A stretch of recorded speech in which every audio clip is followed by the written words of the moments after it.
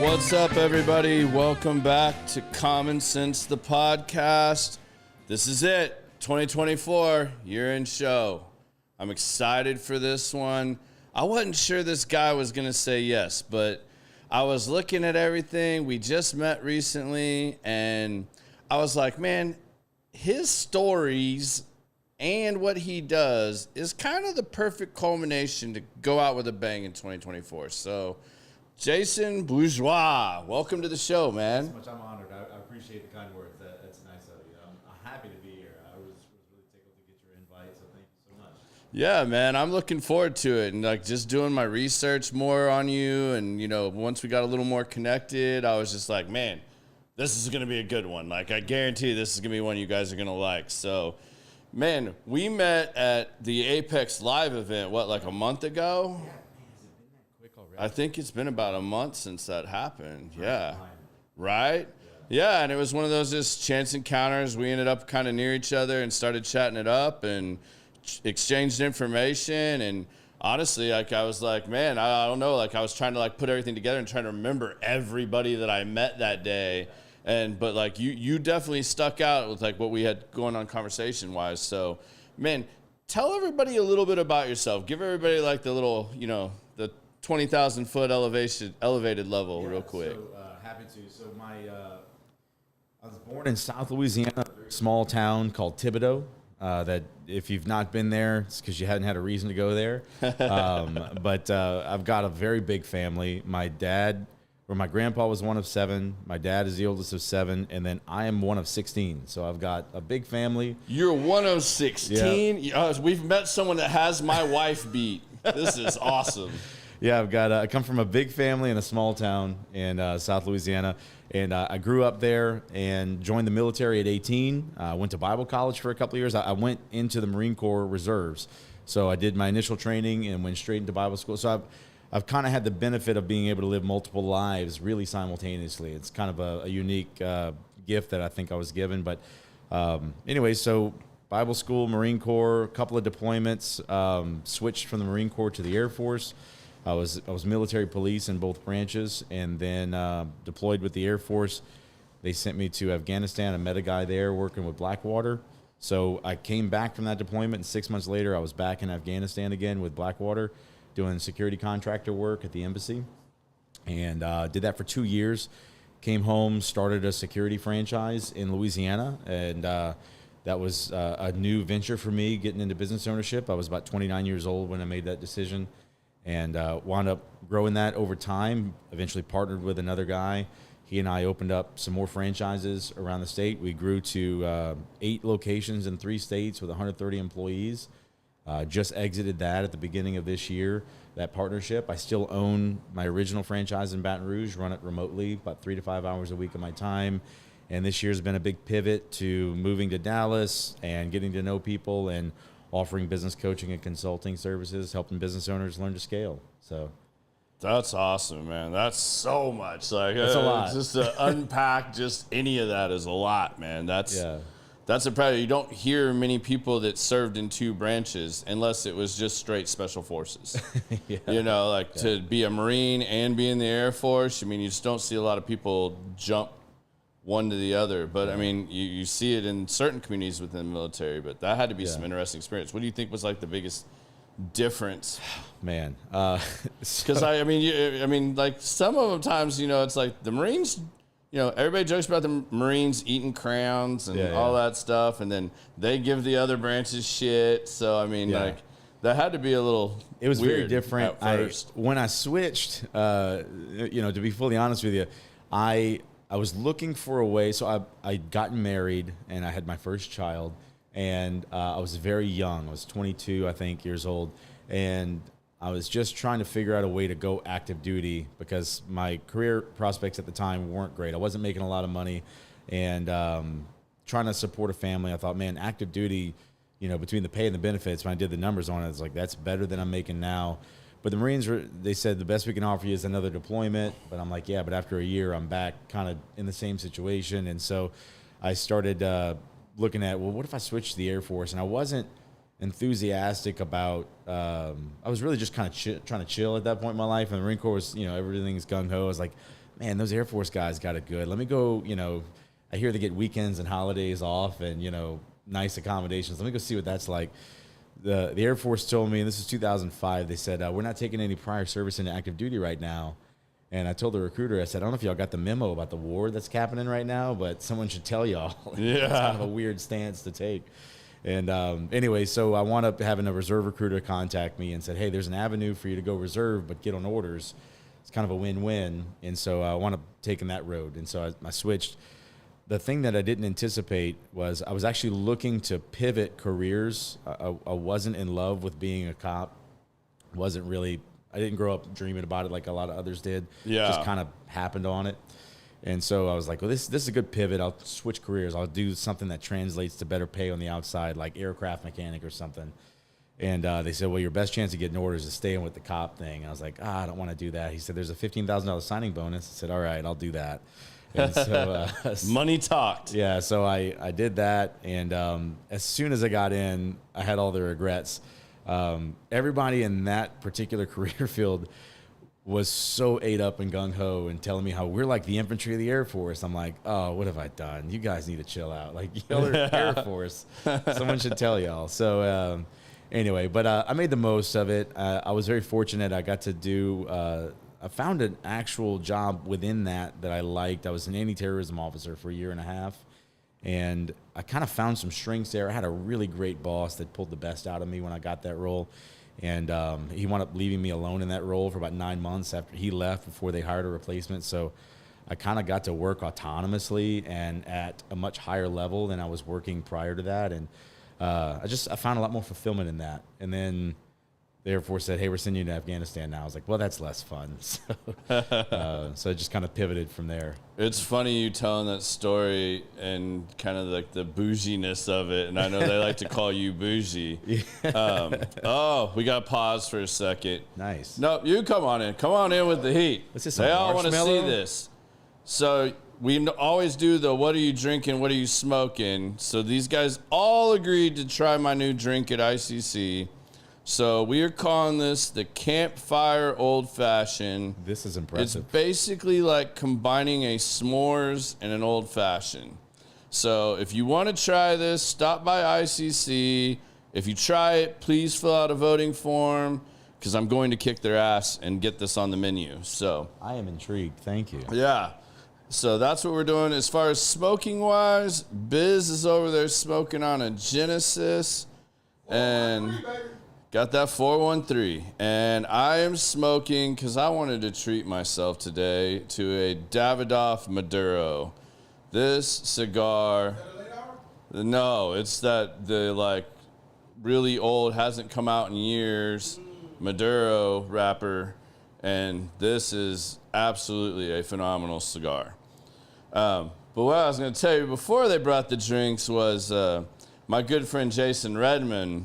You know, when he was a Navy SEAL, is a Navy SEAL, I don't say was, but he got in a little bit of trouble and got sent to Ranger School for punishment. And of course showed up with his like Frogman, Patagonia type stuff, and boy did they give him a hard time. So when you were saying that, like I was just picturing him telling me that story about That's funny. Them calling him the bougie little SEAL that, had his Patagonia or Columbia stuff on. It's funny how words evolve. So, my last name being Bourgeois, I do get called Bougie on account of my last name, but also I like to dress up and I like nice things a little bit. And I'm okay with it. It's a good branding thing for me, I guess. But back then, no one was saying that. Like that's kind of a more recent evolution. Yeah. But what they did call me then, and fair enough, was metrosexual. That was the term in the early 2000s for guys like me. How I would pack hair gel when we went in the field, and they'd tease me about it. I'm like, hey, look, I'm going to feel civilized at some point out here, and I'm going to fix my hair for me. Hey, whatever works, man. I don't think you can call somebody that anymore. That'd probably cause all kinds of a ruckus in certain that word's circles. not used anymore. We need to bring it back. I think it's a fun There's word. a lot of words we need to bring back and just be real with. Like, not everything has to hurt your feelings. Like, I'm so tired of some of this stuff. Well, your journey from military operations to like business consulting is fascinating to me. Like, but that seems to be either business coaching, consulting, however you want to look at it, seems to be a real natural path for people that have had your kind of background. What do you think was like the defining moment that made you pivot and from like high threat situations and environments to helping businesses thrive in similar but different situations? Well, that pivot took about 11 years. So the first pivot was to get from the high threat situation to back home. And the catalyst for that, for me, I started doing that work in 2010. October 2010 was my first stint as a civilian contractor. And, there have been guys doing it, for years at that point already. And I counted myself very fortunate to be there with them because there were some really amazing guys with some really incredible accomplishments and experience. And I was just doing the best I could to keep up. I didn't want to let them down or anything. But I'd hear stories. And one of the stories you'd hear sometimes is someone saying, "Oh, I'm done for good this time. I'm for real not coming back." And I was like, "Yeah, okay, you'll be back." And then I'd see people show up. And they'd apparently been gone for a year, and they came back because they had a hard time. I said, "Okay, noted. I don't want to do that. If I leave, I want to leave for good when I'm ready." And it was a good paying gig, but I knew it wasn't a forever solution, and I was really trying to figure out what my next move was going to be. And so I really kind of leveraged that position to pay off the debt. I got us debt free, doing that job in about 13 months. And so that was a really big accomplishment I was really proud of. And, but through that, the whole time, so my older brother passed away right before I went and did that job in June of 2010. And it's very unexpected. He was a Marine Corps vet as well. He was actually on active duty in the Marine Corps at the time. He was moving from North Carolina to California, and his U-Haul flipped on the interstate. It was really just caught everyone off guard, and it was really Sorry unexpected. To hear that, man. Yeah, and so in the aftermath of that, I had already accepted the job with Blackwater, but my mom, was understandably a little worried, about me going back.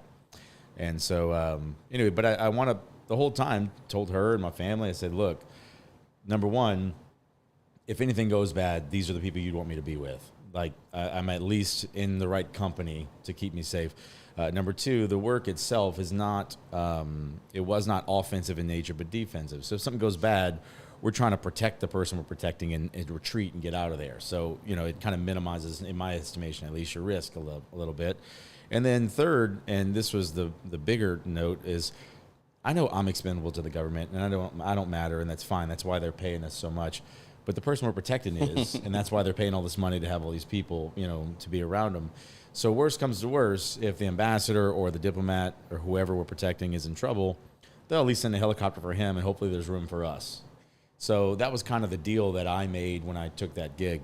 But in 2012, when the incident in Benghazi happened, and they let the ambassador die and the protection detail with him, I was like, y'all just changed the script on me. That's not the deal that I'm here for. So my next rotation home on leave, because it was like 90 days, about 100 days over and about 30 days home.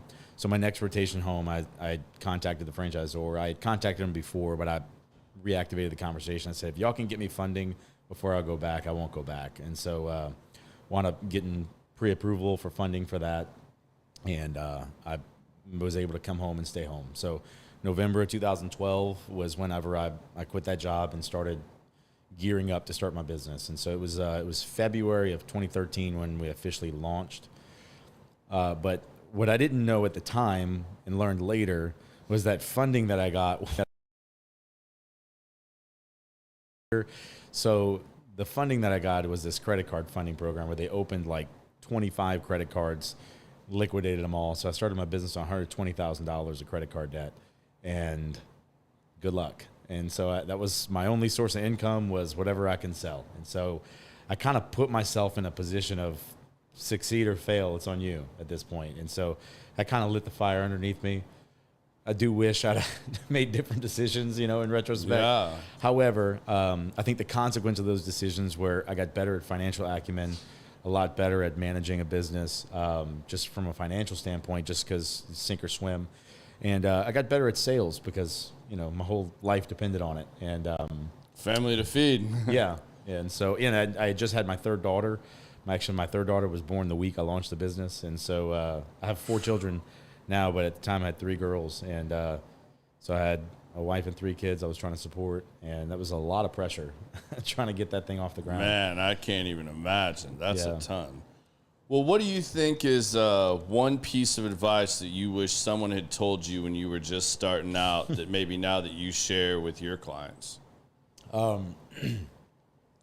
Focus is crucial. It took me years to learn how important focus is.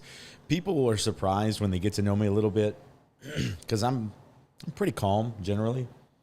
But people would be surprised to learn how, how ADD I actually am.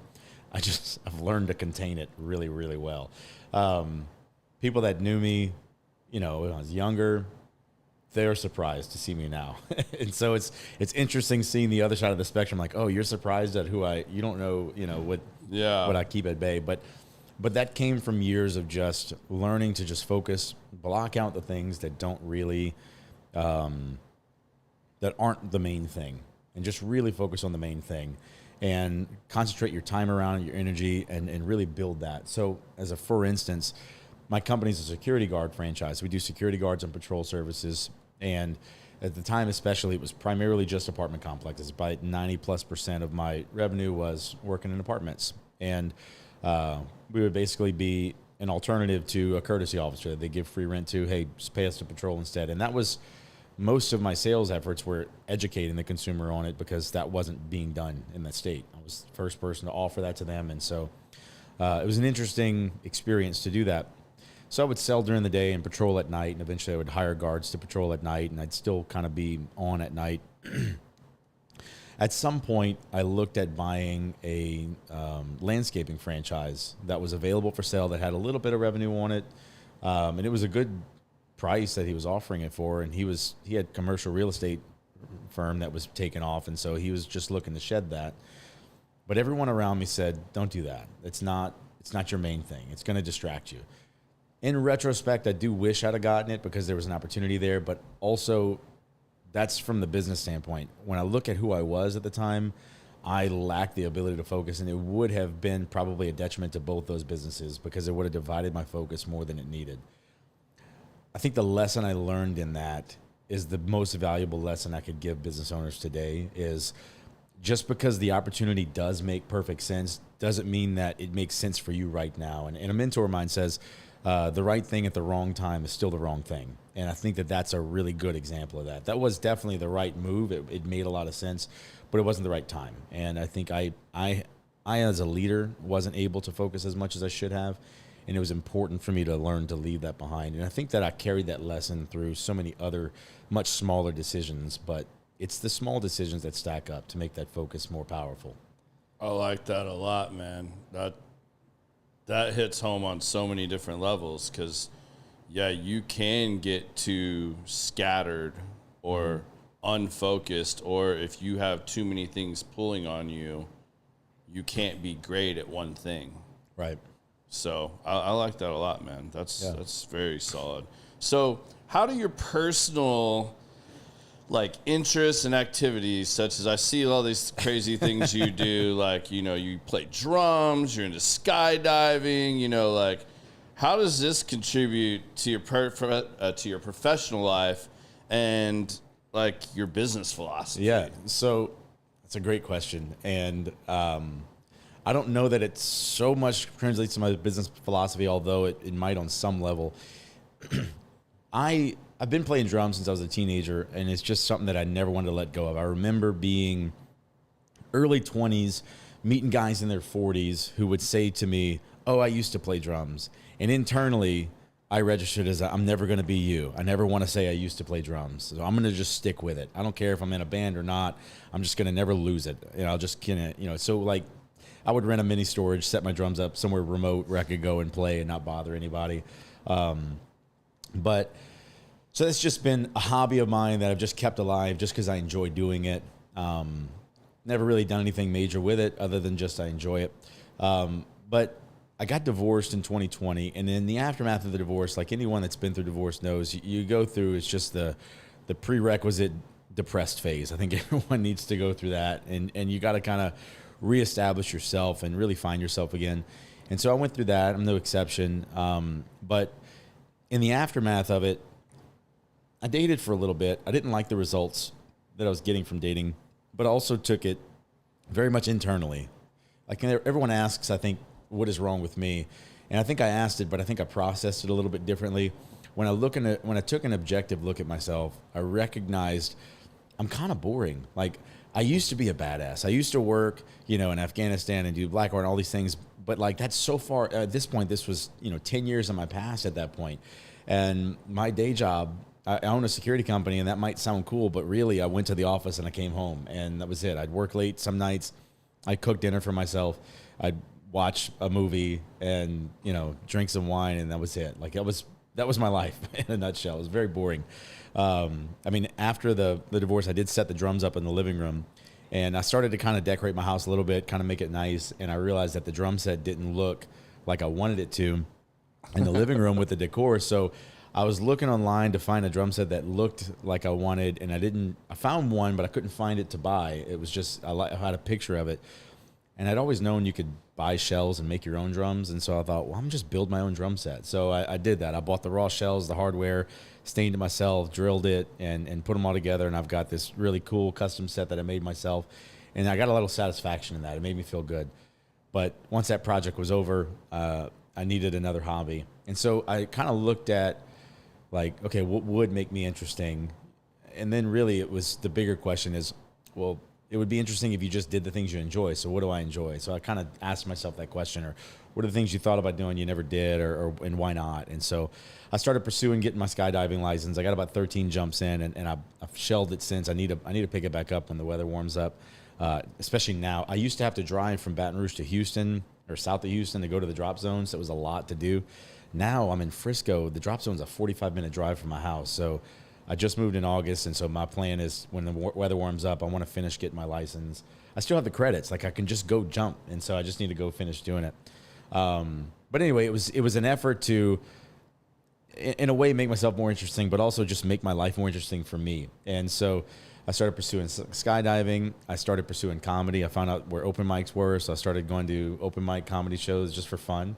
And I kind of had a knack for it. I was making people laugh. I was enjoying it. I was like, all right, I'll just keep doing this. And before moving here last year, I was doing about 3 or 4 open mics a week. I was starting to get booked on shows. I was like, all right, this is working. And only recently I've started to kind of get booked on shows again here in the Dallas area.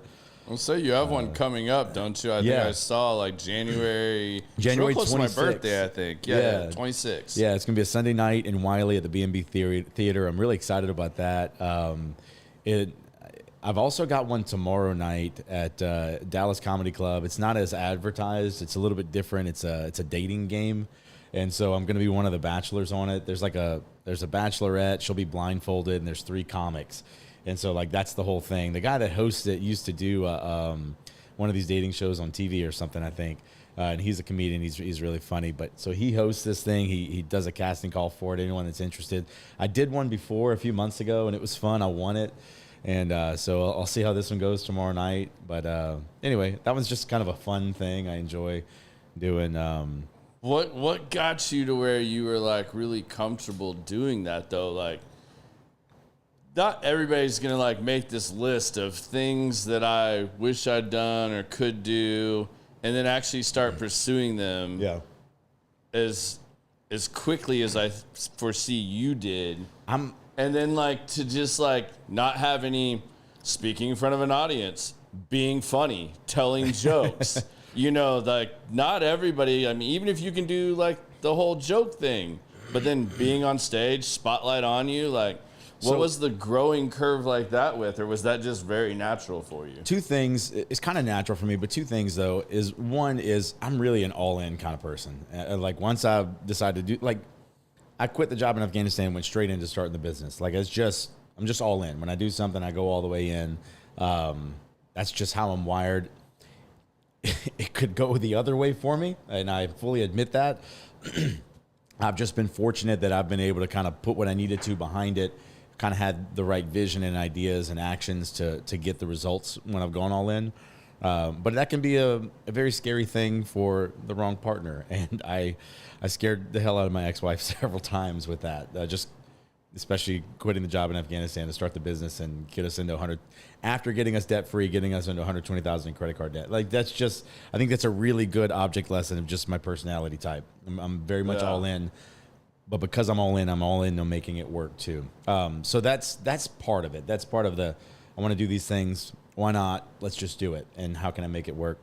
But the other aspect of it is I actually don't get stage shy at all. When I was in Bible school, I was in the band there. So like you're on stage already. I mean, you're hiding behind a drum set. It's a little bit different, but I've been on stages. And then also before Hurricane Katrina, I was working on Bourbon Street. When I got back from my Iraq deployment in 2005, I worked in the summer and I started bouncing, and then they liked me there. They wanted to see me do the MC audition. So I was MCing at a couple of different clubs on Bourbon Street during the summer of 2005. And so it's actually where I met my ex-wife. She was a tourist, and I was working on Bourbon Street. So I evacuated for Katrina. Gave her a few hand grenades. Yeah, and so anyway, so I've got some experience being on stage, kind of entertaining people, on my own. And each time there's a little bit of, unsurety that comes with it. I'm not sure how I'm going to translate this, but I kind of pivot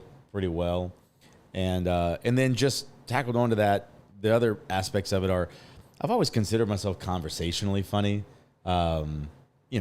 Two people or a group of people, I can make people laugh. As things come up, I'll throw something out, and it's fun. I enjoy that.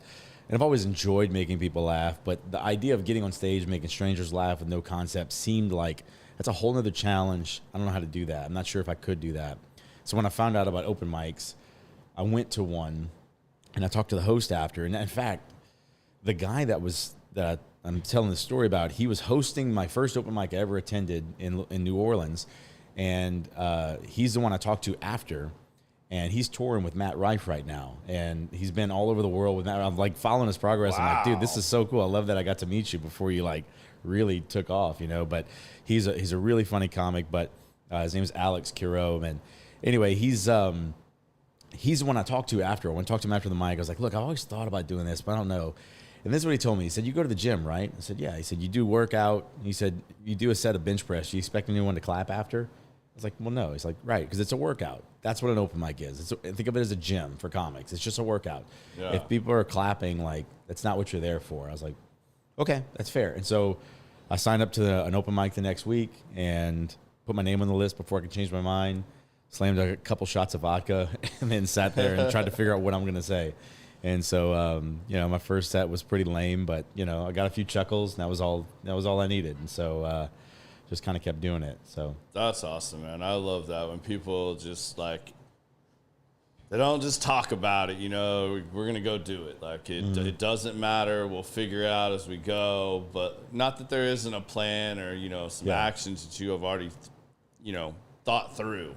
Yeah. But I love that. It sounds like, and from just the amount of time I've talked to you and things I've looked at that you've put out there, it sounds like accountability is a big part of your strategy and how you operate. Yeah. So how do you encourage people to embrace that in whatever business culture they're in, especially in one that like really tries to avoid confrontation? Yeah. Because that is something I see a lot. Man, that's a great question. You're right. Accountability is very big for me. I intentionally put myself in environments where I am accountable to somebody for something. Absent that, I've seen how I behave and how I operate absent that, and I don't like the results of it. And so I've seen great results in my life born from accountability, so it's led me to embrace accountability. And sometimes it's a matter of, some environments are like engineered for accountability, so joining that environment gives you that accountability. I got really good early on at curating accountability for myself in environments that didn't exist anyway. And so for example, I've got, my business in Baton Rouge, I've got about 32 employees there, but there's a leadership team of 3 that I meet with them once a week. And every week we meet for an hour and a half, and it's a Zoom call, and we work through whatever issues. We also have like to-dos and things that we're supposed to do, and I am accountable to them. I'm the owner of the company. They work for the company, and so I'm their boss, but I'm just as accountable to them as I expect them to be to me. And if there's a to-do with a date on it, I tell them I expect you to ask me why if I didn't miss a deadline. You know, like I owe you that answer because you're my team. And if I'm going to expect you to deliver on a due date, then you need to know that I'm going to deliver on a due date. And the times where I miss a deadline, I'm open to them about it. You know what? I was supposed to carve out time and I didn't carve out time. I did something that I shouldn't have done. Instead, I did this other thing and I should have been prioritizing this. And that takes a certain level of humility that I think some people are scared to embrace, especially leaders, because they're so scared that if I show some vulnerability to the people that I'm leading, they're not going to respect me. But I'll tell you, I've done this for years now. I get more respect from owning up to my faults than I do from pretending that I don't have any. And what it creates for me personally, the reward for me is I feel more comfortable in this environment because I don't have to keep up a facade. I don't have to be someone I'm not. I can be just as faulty as anybody else, but I get to demonstrate to them resilience even when I'm going through adversity in my personal life or really busy or whatever. I give them an example of what it looks like to, hey, prioritize this, focus on that. Or, hey, you know what? I've been kicking this deadline for a month now. Here's what I'm going to do. I'm going to do something different. Let me schedule some time to do this. Let's put it on the calendar now. I'll do it right in front of them. And so sometimes it's just a matter of shifting something because I don't like to continue to let them down. And so that is my segue to this other piece, which is I heard this phrase in my early 20s. I don't know if I heard the phrase, I came up with it or what. I really don't remember where I got it from. But it's you're nothing until someone expects something of you. And I'm a living example of that. So many times through my career as I progressed on things, I wound up getting a boss that I was scared of because I was able to skate by with everybody else because I could talk my way out of something or lie or scam or whatever. And then I'd get a boss that would actually hold me accountable. And then the growth that I experienced through having that kind of boss who didn't really let me kind of weasel out of whatever my responsibilities were, I kind of became a different person in those. And so I learned to embrace those kind of people. But ultimately I learned that those people really expected me to show up and deliver. And I had one of them even pull me aside. This was after I switched from the Marines to the Air Force. And he said, dude, you've been sitting out here on the flight line doing flight line security. I know that's a skate job. I want you to learn how to do the dispatch work because I need someone. If I've got a Marine on this shift, I want my Marine to actually work for me. I was like, oh man. Now, until then, I'd kind of enjoyed relative and accountability and a pretty skate job.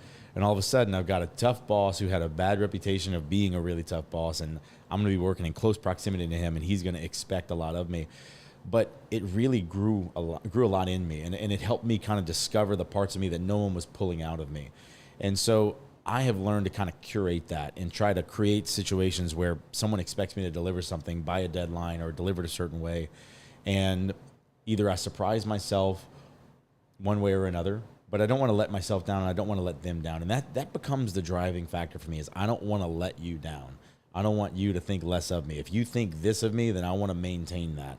And the longer you live at that higher level, the more you kind of embody that. And then the more you eventually just become that. You know, I mean, some people call it fake it till you make it. To me, I don't think of it as faking it. I think of it as, hey, you might have to stretch yourself to arrive at a certain level, but once you've stretched yourself long enough, eventually that becomes your new norm. So if you're ready to like get to your new norm, put yourself in a situation where someone expects that to be the norm. Well, I think they say fake it till you make it because they don't want to tell you that there was pain and failures in there. So true. Like that's part of it. Like you're not going to do it perfectly. So fake it, I think, is just more of I think it's gotten taken the wrong way a lot of times.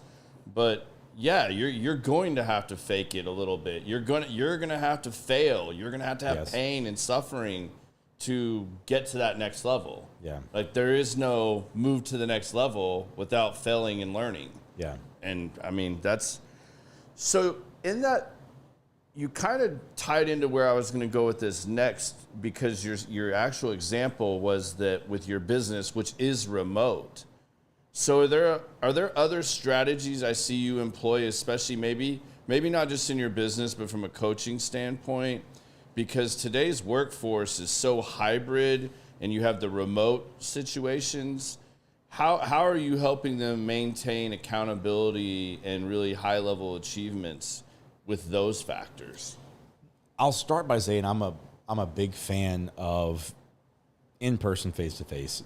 There's everything is secondary to that, and I'm a staunch proponent of that. You can make it work remotely or over Zoom or whatever, and those are good, kind of maintain momentum.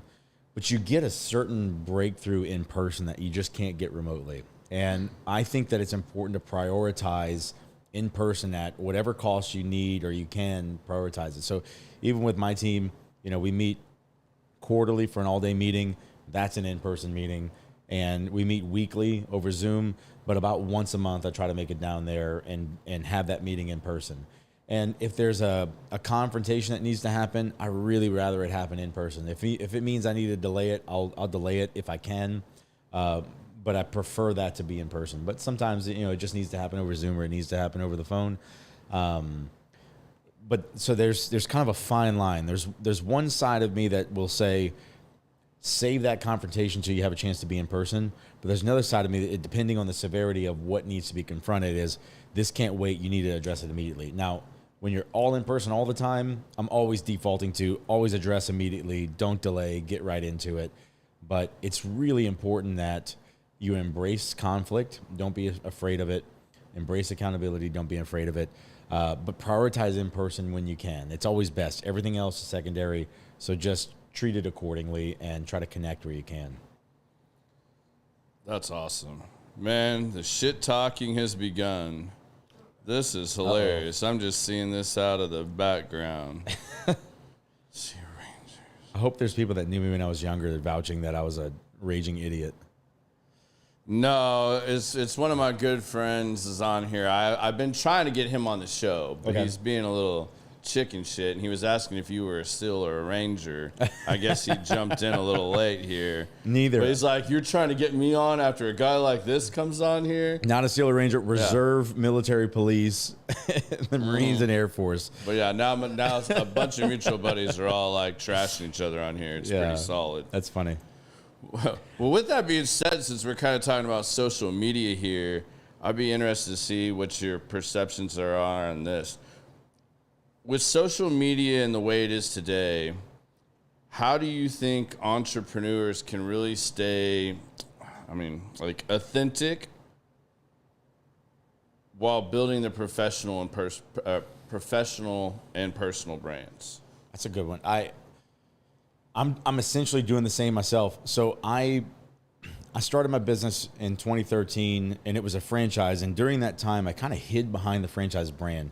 Yeah. Partly as a matter of convenience, partly because I knew one day I'd sell it, and if it was, Jason Bourgeois slathered all over it, it'd be a little harder to sell. And so building up the brand makes it easier to sell at some point. So there was that methodology behind it.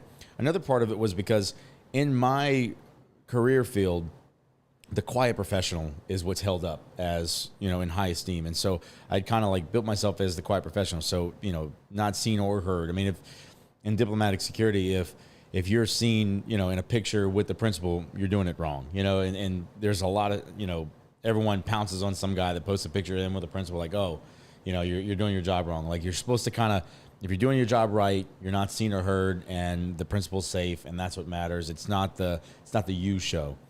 And so that was kind of my thought process going into that business and really throughout that business.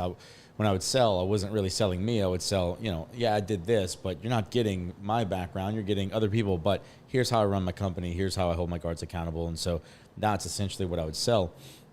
Well, this pivot for me this year has been a lot of me learning how to brand myself. And that's a first. I've never branded myself at all. It's tough. And so I had to get over this whole, the mental thing I fight is, the quiet professional should shut up and not be on social media and stuff. But the person that knows I need to be, doing personal branding is, hey, get out there, talk, get on things.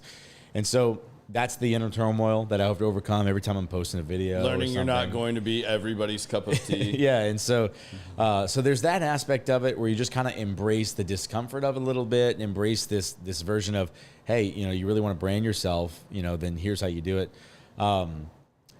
for me, I have found that just you got to learn your own voice. And I have found through conversation with people, I come across most authentically in conversation. Just what I'm doing here with you, I'm just ignoring that there's a camera and a microphone here. This is just a conversation that I'm having. Yeah. And that's just authentic. People just authentically communicate that way. And so as much as I can stay in that zone, stay present, I'll show up as me, how I show up. And hopefully I can capture that and let that be the content. I have got a few videos on my social media of me talking to my phone. And let me tell you, I was so uncomfortable doing that every time.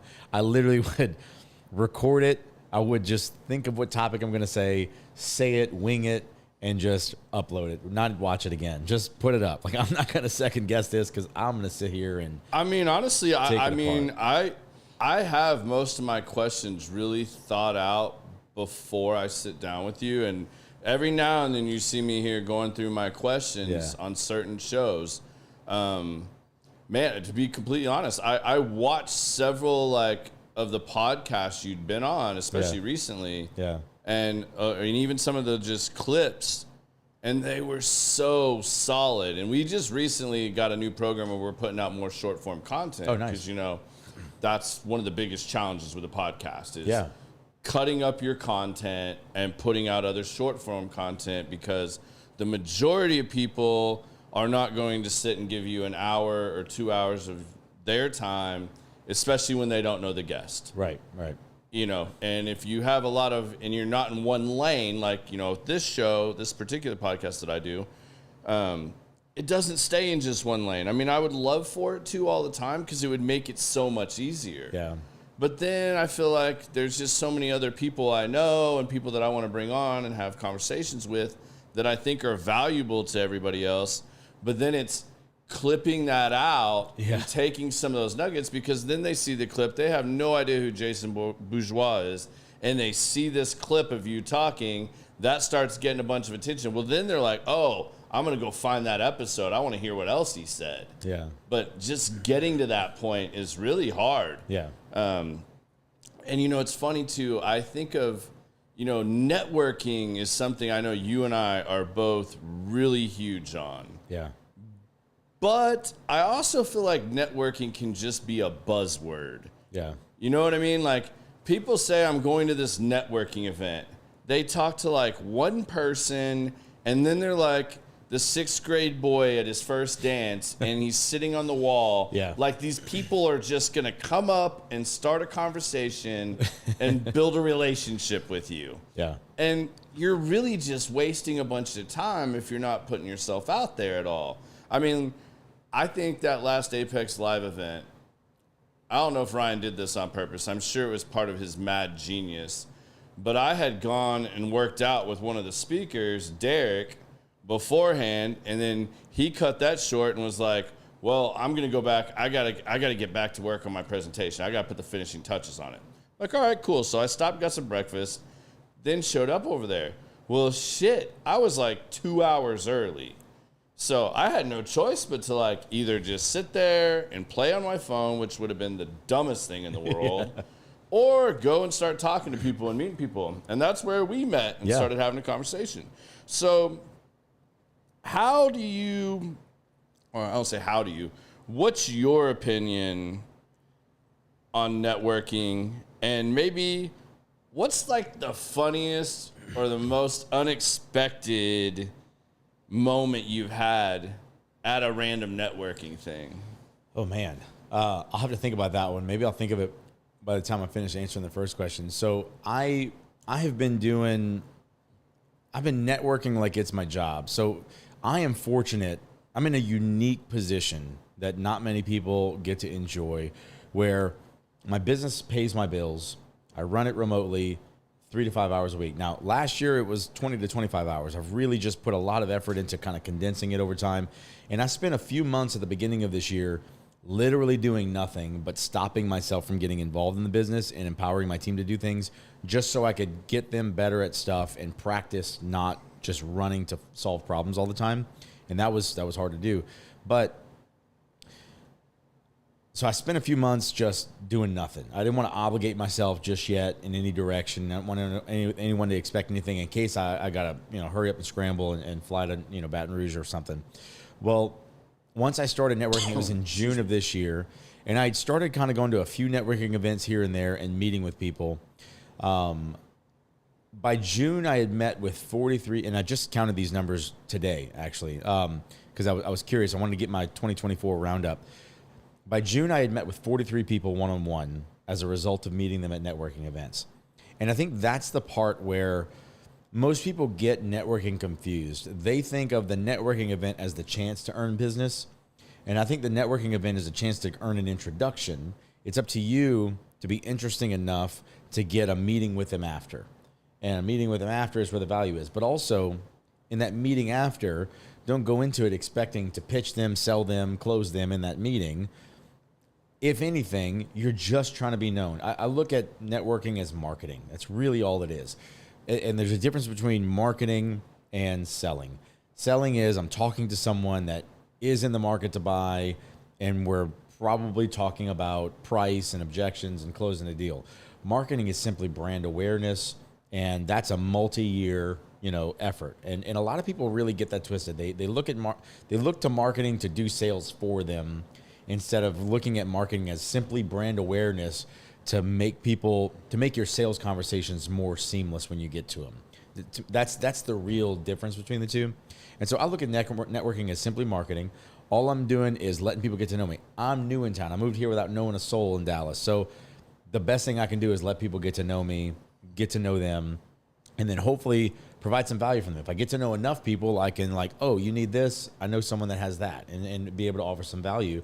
But even then, I'm careful. I don't make referrals unless I know there's really some value there. I don't just throw out, just because I know someone. So I like to know multiple people in each discipline, because even though they may all do the same thing, the personality might be different from one person to the next. And so I want to make a personality match. I want to, make sure all these things make sense, what their niches are and things. So it helps me to learn a lot of people. So June, I joined a networking group called Master Networks. They've got 40 some odd chapters in the Dallas-Fort Worth Metroplex. And I like it because I can have my seat in my one chapter, but I can visit as many chapters as I want. So I go about 3 networking chapters a week with Master Networks. And to date, I've met with about 115 unique people one-on-one as a result of meeting them from a networking group and said, hey, let's go grab coffee, lunch, or just sit together and meet for an hour. So that's 115 one-hour conversations. Most people don't have time to do that because they've got a real job. They've got, a business and stuff. Yeah. I'm very fortunate. I'm getting this thing off the ground, and all I'm really doing is branding. I haven't even launched my group coaching stuff. That'll be Q2 probably whenever I launch that. So all of my effort right now is simply get to know Jason. I just want to get to know you. And in February, I'm going to start launching my own after hours thing. I'm going to call it Bougie Business After Hours. So it'll be a networking event that I'm going to invite all these people that I've met with one-on-one. So, hey, I want you to come to my thing. And so I'm trying to cross-pollinate as much as I can. So the statistics that I've found today was that out of the 115 people I met with, 56 are members of this Master Networks thing that I'm in. The rest are not Master Networks. So that's going to be a value to them. Hey, y'all are all only have so much time to be in your one little, chapter or your one group. Come to my thing. I'm going to try and invite all these people. And maybe they come this month or the next month. I'll run it as a monthly thing. And that's going to be my value. I want to offer that as a benefit to them so that they can hopefully find new people to do business with. But it's that intentionality. I actually got a text from someone today that I met. She's a really great woman. She's a business coach. And she said something like, I'm learning that this is not really about the meeting, but it's about making those deep connections after. And that's the thing that I would tell people is it's those deep connections afterward that are really the value of networking. And whatever extent you put that. I had a conversation with someone yesterday, and she was looking at doing networking. She's never done any networking. And I said, there's 2 ways to go about it. There's wide and there's deep.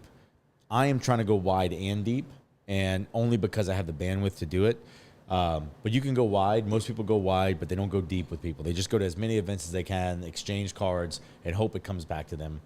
But some people, and these are the ones that I would commend the most, they go deep. And you don't need to be going to 3 chapters a week like I do or whatever. You can pick one group, and you can go so deep with that group or start your own, be the chair or the president or whatever it is of that group, and just be the one sponsoring every event. Be the one that every time a new member comes, you're the first one to reach out to them and say, hey, let's go grab coffee. And you can really lead yourself there really well. And you can automatically become the go-to person in that group just by being the one at the forefront. And to me, that's a lot of value to someone, especially if they're really wanting to stay in one geographic area. Pick that chamber of commerce, pick that networking chapter, pick that group, whatever it is, find your tribe and just do all you can to provide as much value to them and be the welcome committee that the newcomers meet with when they come in. I like a lot of what you just said, and I have a lot of the same opinions on this, especially when I've been coaching other sales guys or we get into deep sales conversations. I think where a lot of salespeople really miss the mark and a lot of companies is you're hired to sell. Networking is a part of your job. Yeah. They spend all the initial upfront training on teaching you how to sell, and your expectations are to sell. So a lot of people that are young or really just taking a sales job on for the first time, they get so hung up on making the sale that they forget to be personable. Yeah. And they don't learn the networking aspect, like you just said, of going deep. You know, it doesn't have to be quantity. It can just be a few really quality conversations. And I've had to tell several sales guys this. It's not what they can do for you. It's what you can do for them. Yeah. And when you're networking, you're only trying to connect and get information on how you can do that. Yeah. And, you know, that takes getting to know the person. Don't be that person that is sitting there already ready for your response and ready to feed them. They start talking about their kids and, oh, I just had twins. Oh, imagine that. I have twins too. No, right. You just that's great. You have more ammo. Yeah. Keep asking them questions about their experience twins. God, that's got to be really hard. Like, I bet you've been chasing both ends of it for God knows how long now. How have you managed to do that and keep your job? You know, just keep feeding that and keep getting more crucial information that helps you build that. But I think a lot of people get it backwards. They want the sell, and they think the networking comes with it. Now I can entertain. Now I can whatever. And it's like, man, you're never going to get there if you don't spend the time building those relationships. Yeah, it's true. And it's funny you mentioned the twins, the newborns. My favorite question to ask new parents when they just had a new baby is, have you slept yet? And most of the time I'm like, no, not really. Yeah. But it kind of, it gives them an opportunity to know, like, hey, I'm not going to blow your ear up about business right now.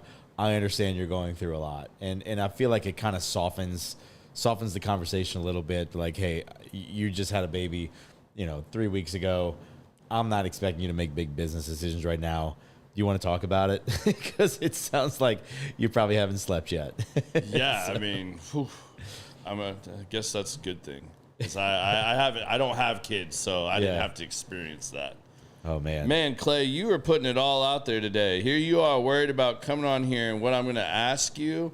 But maybe is this like reverse Jedi shit here where you're putting all the things out there that you thought I would say, and you're just like going to test the waters and see who actually sees this or talks about it? Because you've put almost all of them out there. I mean, there's no more great stories to tell. So I guess now you can just talk about the important things. This fool's like literally talking about like the time when he was in sales doing the same thing as me, and he stripped down to his underwear in the like sand volleyball court, like shower thing. You got to get like him on $100. You got to get him on. I got to hear that story. Yeah. So he's like just throwing it all out there. He's crazy. That's funny. So, and I don't know how deep you want to go into this, and like this is totally up to you how you want to answer this, because I know you're working on getting your coaching out there more. I'm open book, man. You're building up there. But what are some of the key components of the Bourgeois operational scalability system, which I think you call BOSS? Yeah. And how can that be effective for businesses? Like, what do they need to know about that? Like, what's your approach there?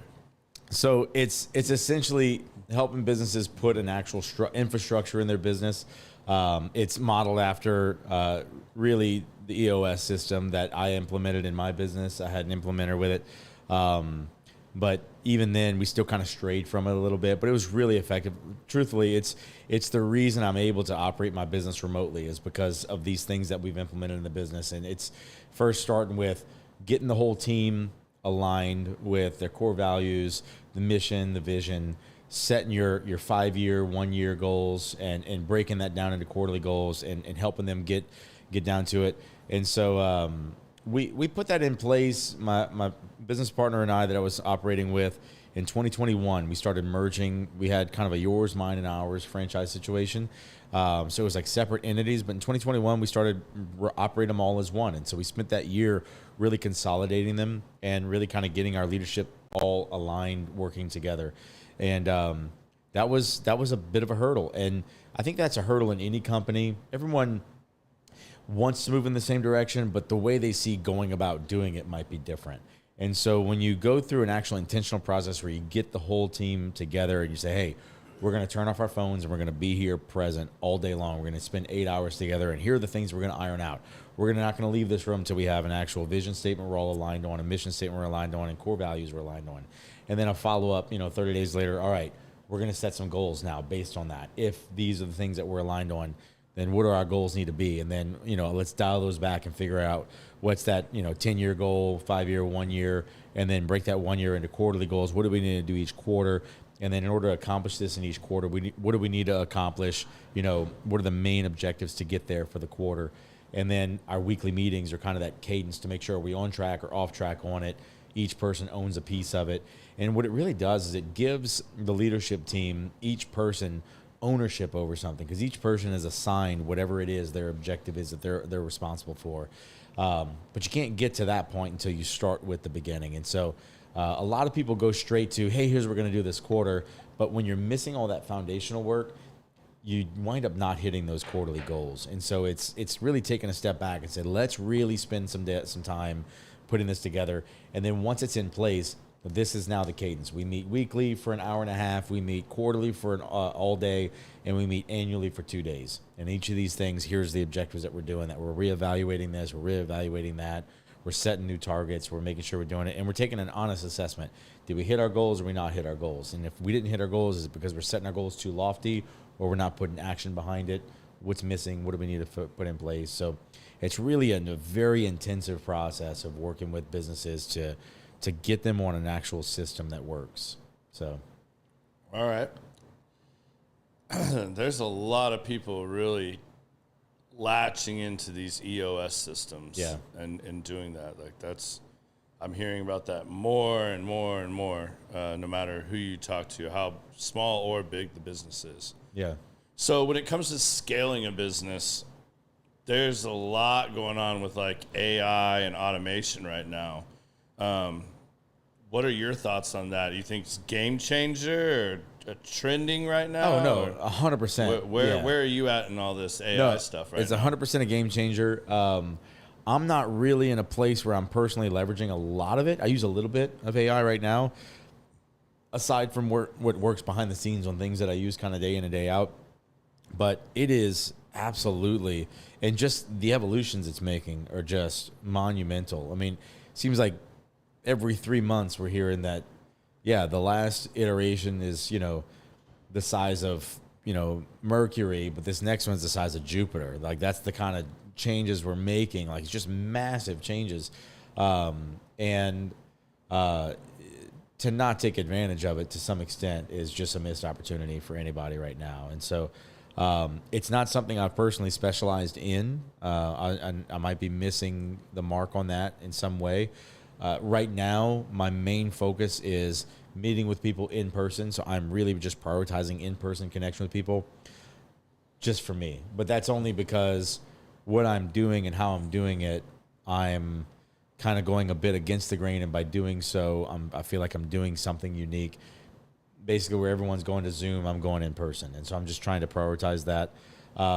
Just because there's some authenticity I can kind of deliver in that, and there's just some deep connection that I think some people are lacking. So I can offer that. However, that's not to say that I'm sleeping on AI. There's tremendous upside. Well, on that same note, I mean, I get asked this all the time, and I do have people reaching out. The cool thing about the show where it's at now is I have people reaching out that want to come on and talk about certain things. Yeah. Now, the one thing I have not ever changed my mind on so far is doing this remotely with any one of the platforms and having the guest be remote. Yeah. I just think you lose so much of the authenticity, the vibe, everything that's happening here when we're actually sitting across from each other, having this type of conversation. I think it gets lost. There can be too many distractions. A lot of those like Zoom podcasts and whatever other platform you want to throw in there, they don't always seem connected. Yeah. And I mean, and I know not everybody watches. Like, it's funny to look at the ratios too of who just watches with the video and who just listens. Yeah. You know, because like now Spotify has for a little while now, but there was a time where Spotify was just audio. You didn't get an opportunity to watch it. Joe Rogan changed all that. But I think it just takes away some of the authenticity and the true, like, I don't know, the vibe that comes off of all that when you do that. Do you see that happening with like AI as well? And, you know, technology just moves so fast at times that like people become too reliant on it.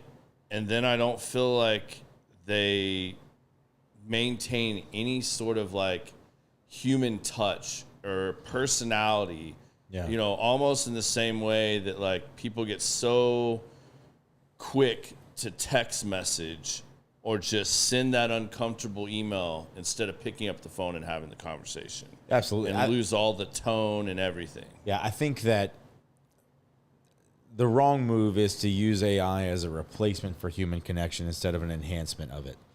And I think some people are leaning on it to be a replacement. And those people are, the tragedy of it is those people are ruining it for everyone, right? The people that leverage AI to replace human connection are making those that use it as an enhancement look bad, right? So if you're reaching out to me and it's an AI chatbot that's talking to me, I'm automatically going to write off anyone using an AI chatbot because I'm so dissuaded by this. However, the right person that's using it to leverage it the right way might be missing out on an opportunity now because I've written it off because of the other guy that used it wrong.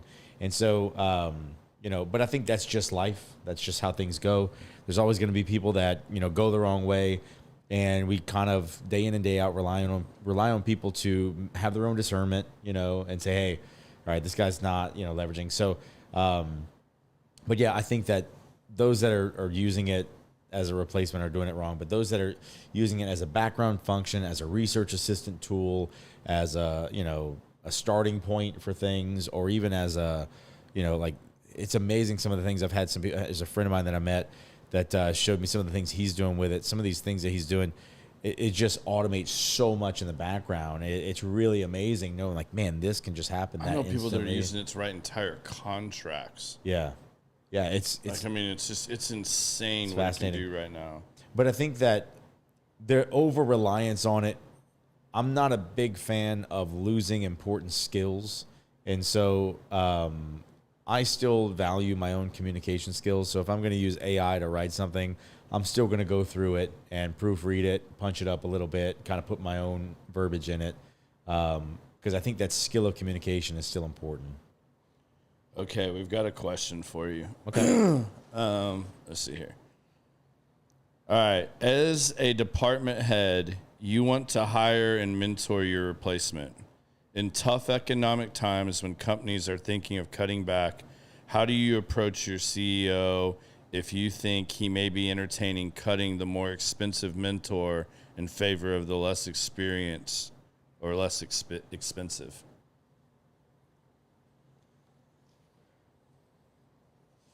Well, there's two things.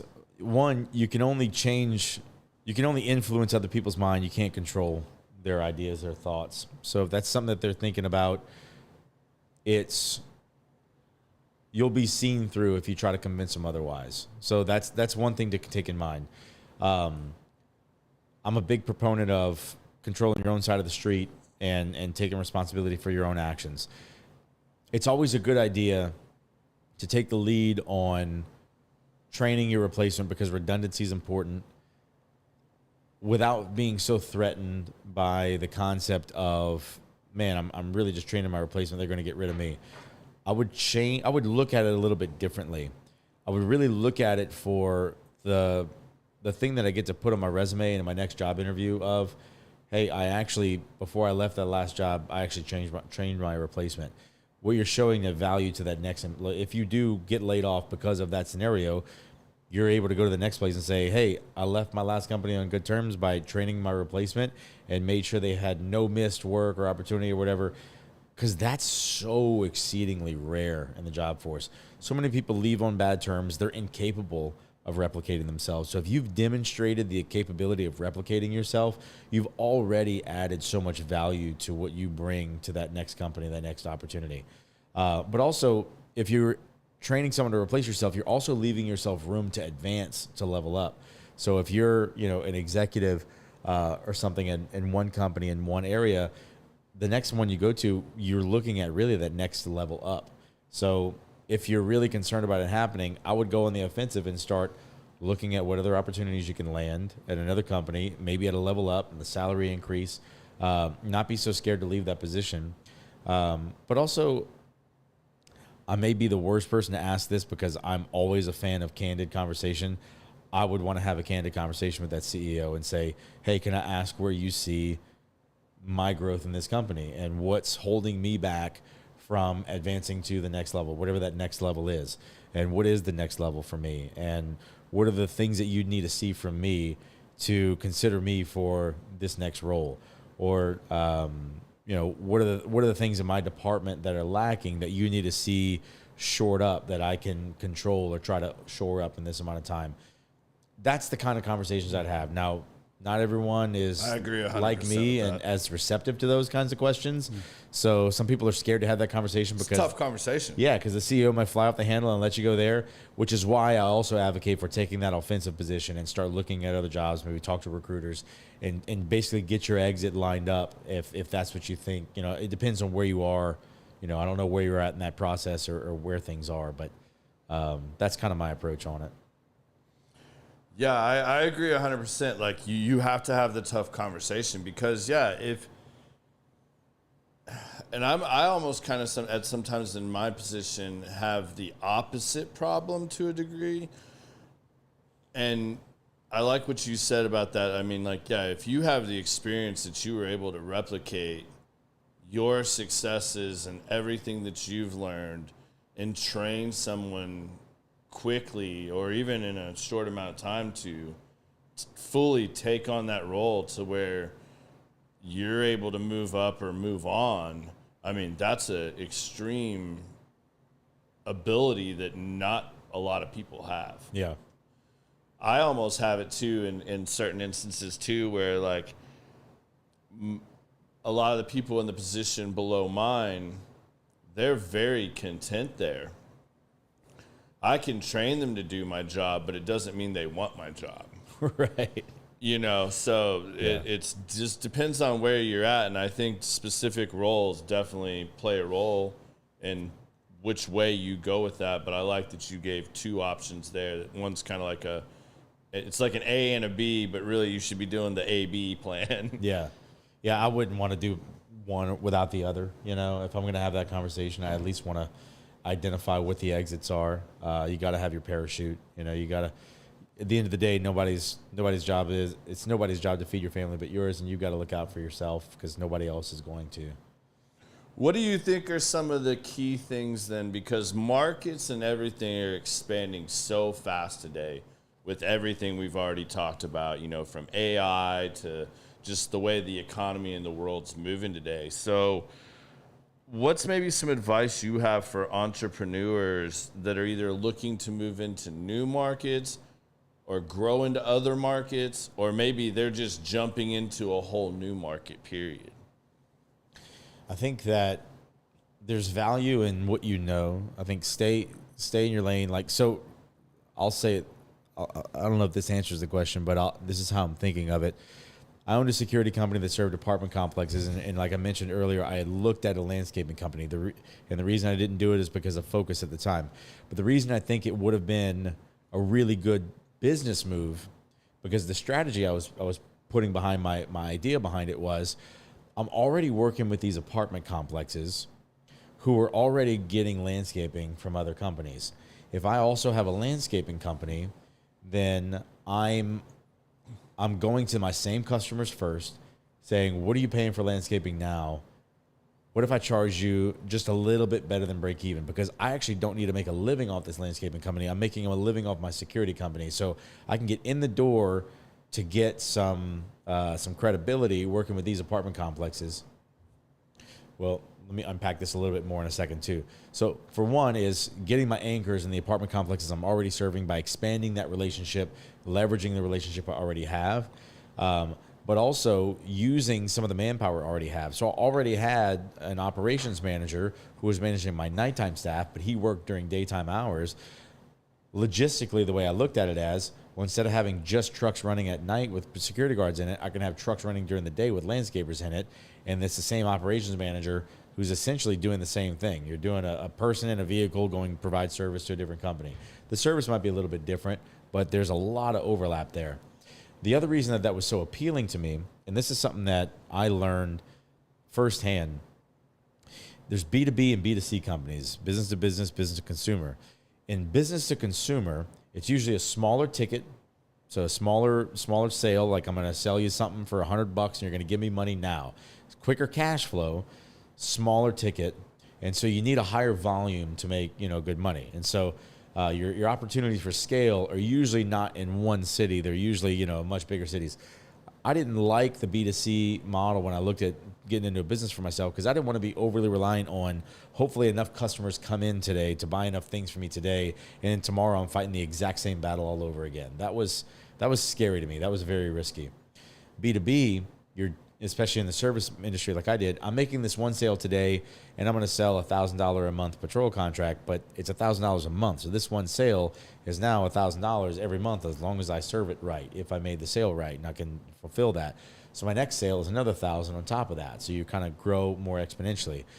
The challenge with it is B2B, you normally have longer payment terms. So I may make this sale today. We're going to start in 30 days, and then you're going to get an invoice, and you're going to pay it 30 days later. So I'm not getting this money until 60 days from now. Now I'm going to get $1,000 instead of $100, but I'm going to have to put a lot of money up front before I get to that point. And so it's much slower cash flow, but much higher dollars. And, margins, I used to think margins were different one to the other, but it's not exactly. Margins are all over the place depending on the business model. So I was in a strictly B2B business without really a B2C avenue.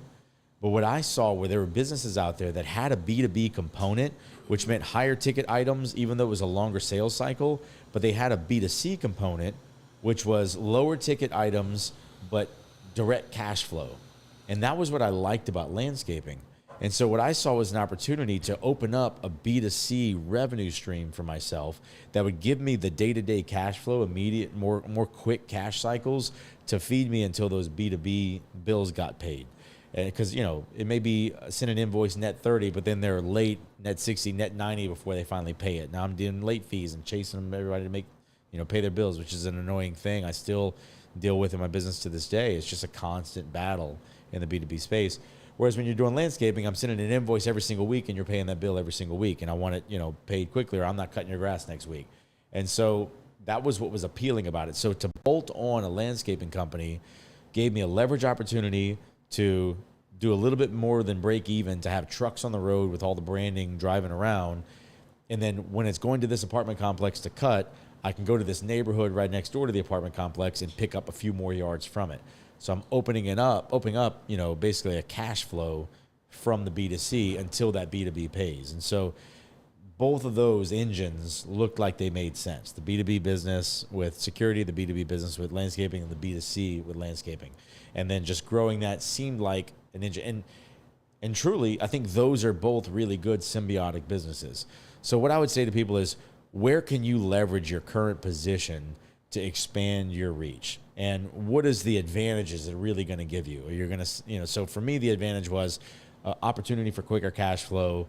And, maybe the customers I'm already serving with security, I'm going to give break even, but anybody else, I'll do a little bit better and I'll make a little bit better margin because I'll essentially be the primary guy doing with apartment complexes. And so that was kind of my angle that I was approaching that from. And so even as I say today, I wish I had that, because that'd be great, symbiotic business. But I think however that resonates with whoever's listening to this, what is it in your business? What's complementary to your business that you can maybe work with your current client base or leverage your current client base that offers them a value? So the value to my customers is, hey, buy security from me, you get landscaping way cheaper, or vice versa. And, that's a value to them. And then tell all your friends, tell your employees if they, whatever, I'll cut their grass too. Or any of your vendors that work here, I'll cut their grass, I'll give them a deal. And so my leverage opportunity was just the fact that I didn't need to make a living off of it. So as long as it pays for the service, I'm good. And so, I don't know, hopefully that helps. Yeah, that's an interesting aspect to it, like in how to combine things that you're already doing. Yeah. And how to provide further value. Again, finding more value you can provide. Yeah. It's solving problems and providing value. I mean, at the end of the day, no matter how you want to look at it. Yeah. In any business. And how can you do it in the most economical way for you and your business? And so, like, the economical way for me was, instead of needing to hire a separate manager to run the landscaping business, I can use this manager who I had at the time was underutilized. Basically, he was working 40 hours a week in a management role, and truly he had more bandwidth. And so giving him more employees was a way to take advantage of an economic opportunity I already had in my business. So look at what your leverage opportunities are in your business and how can you leverage that to provide more value. That's awesome. Something else I want to bring up, and I'm going to pause for a minute here. You guys have seen me rocking this for a while now. You guys all know about Operation Yellow Tape and my good friend Kenny Mitchell. He's got another close friend of his that was a lieutenant with him, battling some really hardcore cancer right now. You guys go to the Operation Yellow Tape page, check it out. If you feel inclined to help, he's got some stuff set up on there to help out another one of the friends in the family of Operation Yellow Tape. But again, we've talked about this several times, but I think it's really important. And I really don't want to see another post, hopefully for a while, about somebody losing a loved one or, making a tough decision in an instance where that situation could change very quickly. And mental health awareness right now is very, very important, especially during the holidays. So I'm sure with your vast military background, this has had a big impact in your life and security and the trauma from what you guys see when you were in the service to security and stuff like that.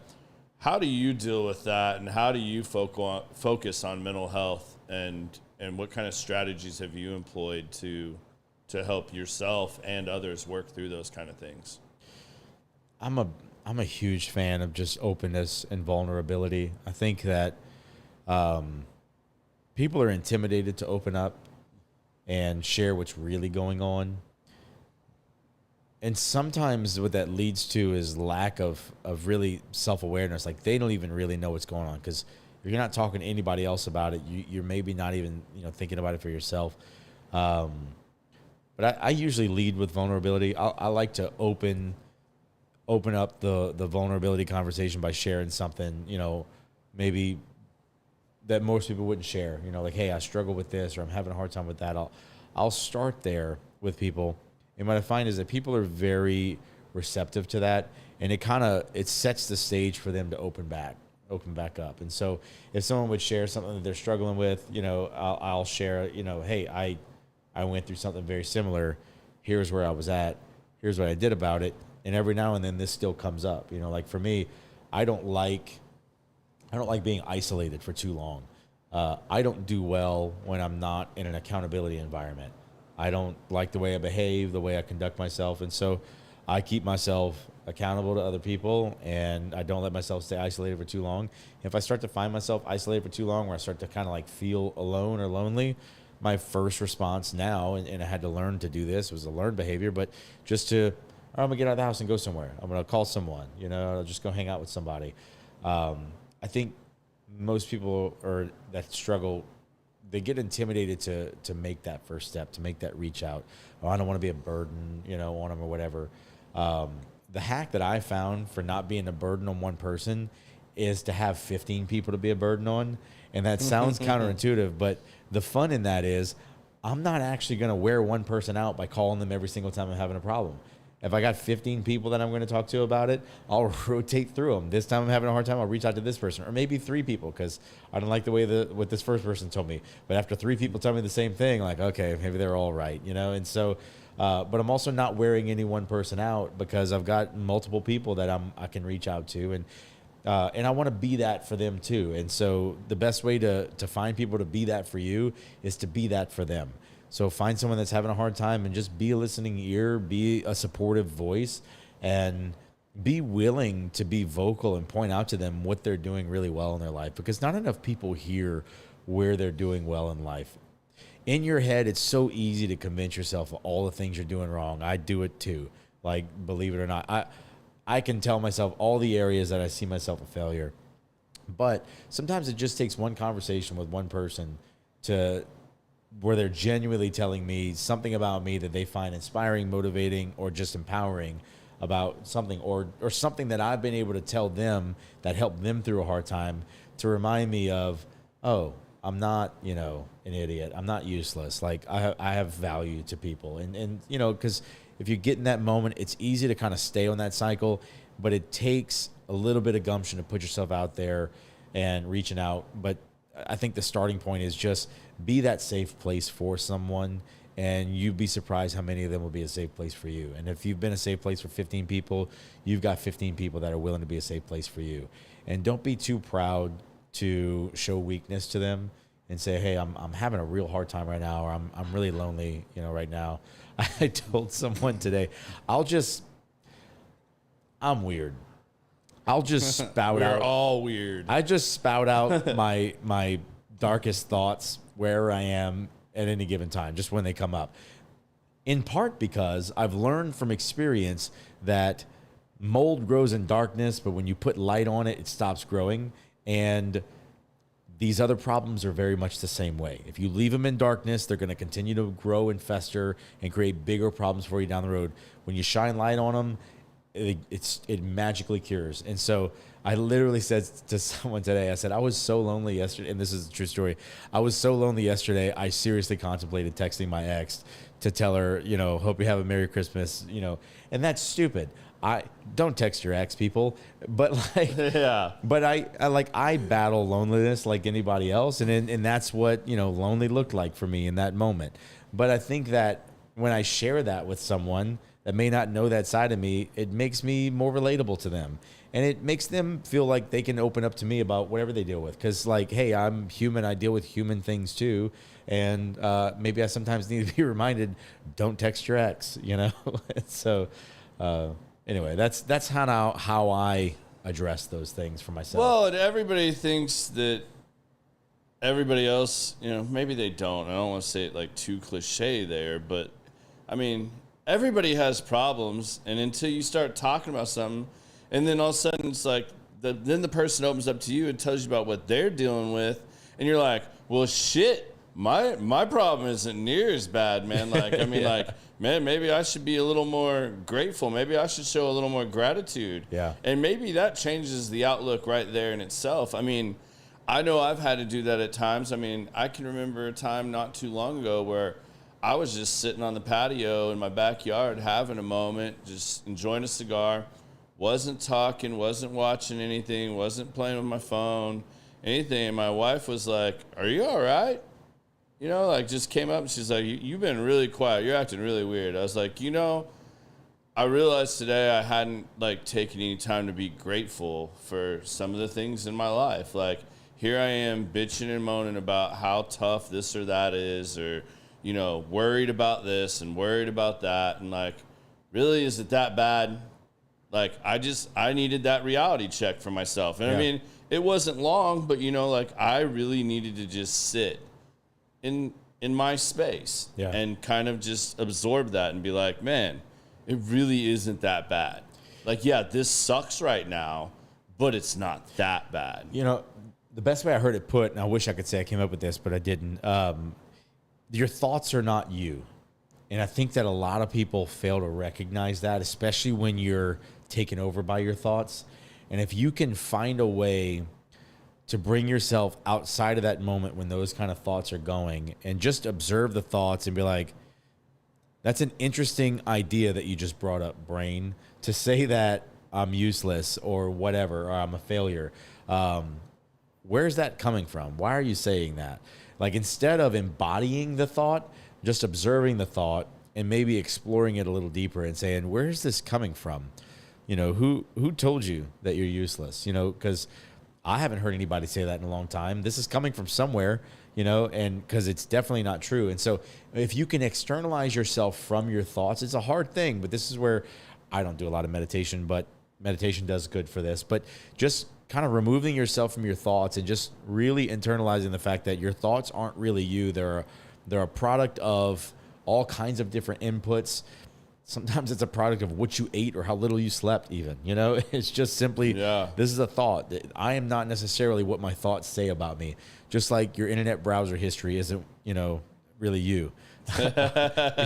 Like, just because this is on my it's not who I am. Don't judge me on that. Yeah, you know? exactly. If you can externalize that, you know, like my car is not me. You know, it might be a representation of me. You might recognize me because of the car I drive or the clothes that I'm wearing, but it's not me. It's just something that I put on for now or something I'm sitting in for now. Yeah. And your thoughts are really much the same way. And ultimately, you can have some control over your thoughts. You can really like say, you know what? I'm not going to let that spiral out of control anymore. I'm going to break the cycle. And that's kind of what I do is I use action. That's my hack is I'll do some action that might be the antithesis of my thoughts. And that action might be reaching out to someone or going somewhere, or putting myself in a social environment rather than being by myself. And that's kind of how I overcome that. And you've created the discipline to do that and to have those reactions to take the actions. Yeah. And look, I can't give enough credit to therapy. I've been in and out of therapy for the last, 10 plus years, lots of therapy. And, I learned some of these things through therapy, and reading books and like different things and conversations with people. You can only hear so many things about yourself that you didn't believe before from someone else enough times before you start to believe it.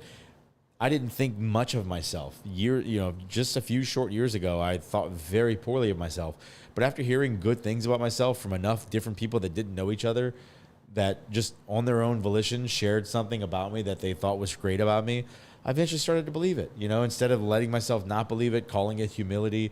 No, like, okay, I am kind of good in this. I am good at that. This is a strength of mine. And eventually you start to believe those things and about yourself. And then what comes with that is a level of confidence that you really just can't fake. You manifest it. Yeah. Really, I just started to believe it.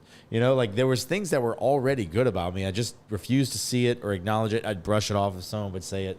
But after a while, I would hear it and be like, what if they're right? What if I am actually good at that? Like, where's this voice coming from that says you're not or says that they're just being nice, And just started to believe it after a while. I'm like, I am good at this.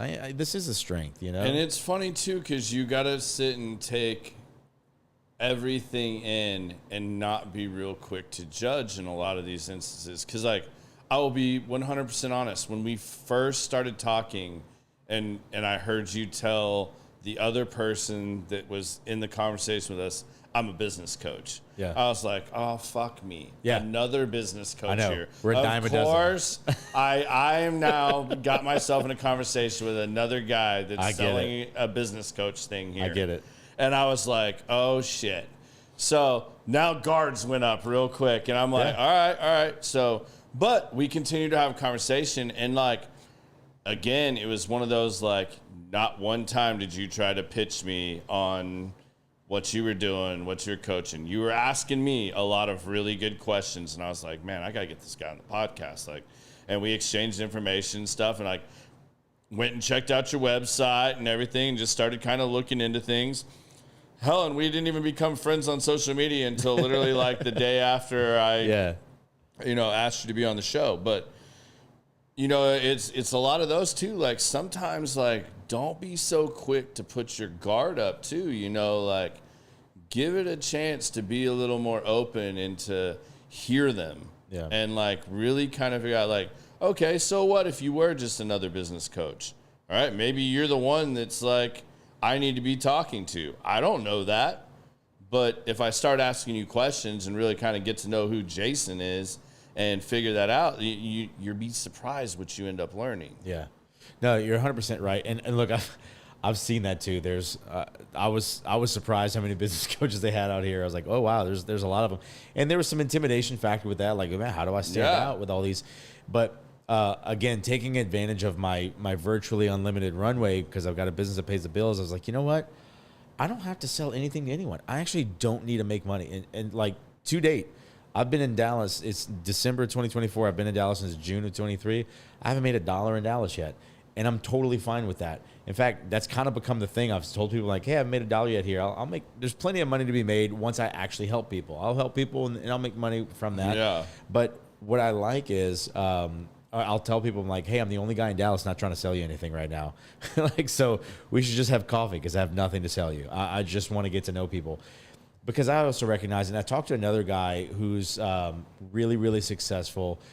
He had a bit of a start kind of like where I'm at now, where he had a business and he sold it and he pivoted to coaching, and he's done really, really well. And he and I had done a call and we were talking, and hearing his story, I was like, man, it sounds like I'm where you are just a few years ago. And he told me, he's like, honestly, people don't do business with me until like it's typically day one of meeting them to doing business with me. It's about 8 months. I was like, okay, that's about what I thought. Like when I was selling security, I wasn't selling anyone day of. It was 90 days if I'm lucky. By 6 months, if we're not doing business together, I'll just kind of delist them and I'll check back in with them, 6 months later.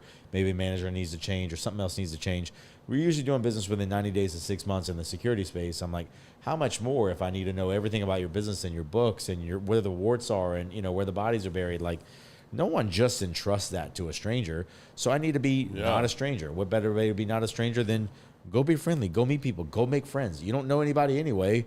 Go meet people, and so that's what I've been doing. And I think people miss that mark a lot of times too, because I'll use another example, and I think I talked about this before too. Like when Ryan listed the speakers at the Apex event we were at, I immediately went and checked all of them out.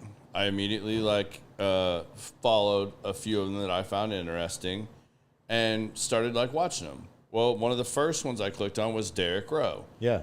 And I saw his post hey, I'm going to be in the U.S. for however long. If you have a podcast or anything like that, I would love to sit down, have a conversation, get to know you, whatever. So I messaged him, was like, hey, man, I would love to have you on and talk some more. I was like, if we can coordinate it after the event or whatever, because I was real cautious too. I didn't want to step on anything Ryan was doing. Not that I don't think a lot of people in Apex really follow me. I haven't pushed my podcast in Apex. But I reached out to him and he reached right back, man. And we just started having a conversation, man. And he used voice messages instead of texting or just writing back all the time. So we instantly kind of clicked on that. And man, I felt like I'd known this dude forever before we ever met.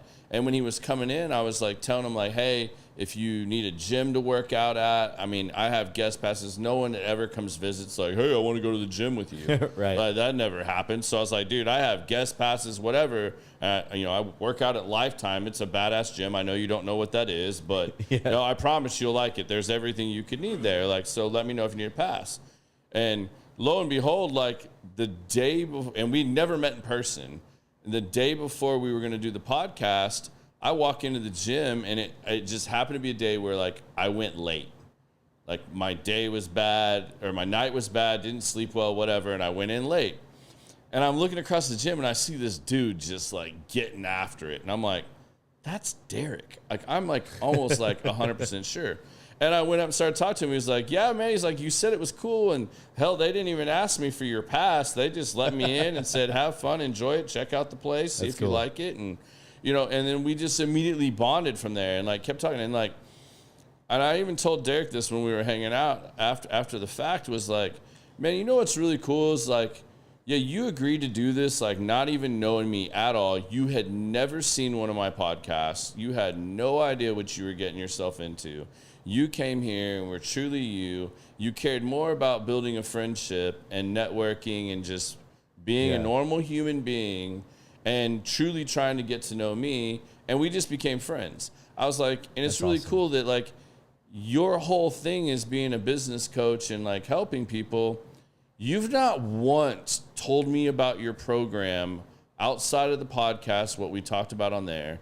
You've never tried to pitch me or anything. He's like, yeah, bro. He's like, I figured if you wanted to talk to me about something like that, you're just going to talk to me. Like, Right. you know, I don't need to try to sell you. He's like, Yeah. are you doing a bunch of cocaine and have a problem? I was like, no, definitely not doing cocaine, bro. So like, we're good there. So yeah, it was, you know, it was just cool though. Like, but so many people don't even take that opportunity, man. It doesn't have to be like what you want from them or what they want from you. Like, you know, you can just totally legit try and build a relationship, get to know the person. Like, that's what really matters.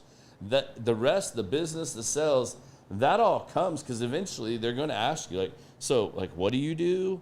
Like, well, why aren't we doing this together? If that's actually something that they're in, if you've taken the time to build that relationship. Yeah, we live in a world that's, I say all the time, that it's starving for connection. I mean, everyone's online and they just want to feel connected. They want to be known. They want to be loved. They want to be recognized. They want to be valued and appreciated. The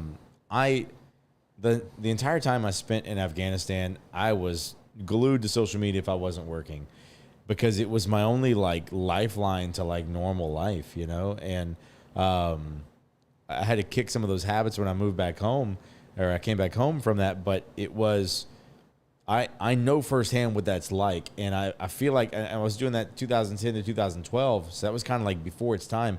But I really think a lot of people live now in 2024 the same way I was in 2010 to 2012 when I was in Afghanistan, and the only way to connect with people was through social media, my friends back home or whatever. I think people literally exist in that same space, and they're right here in our backyard, or they're, you know, 500 feet down the street, maybe sitting in an apartment right now, and they're bored, they're lonely, and their only outlet to the world is through social media. And because I've lived it, I have a lot of empathy for that, because I know how miserable that is and how sad that is. And so I just try to do the best that I can to provide connection to every person around I come in contact with. If there's an opportunity for it, I'm there for it. If they're not interested, that's fine. I'm not going to force it. But to me, there's nothing more valuable than connection. It's the precursor to everything.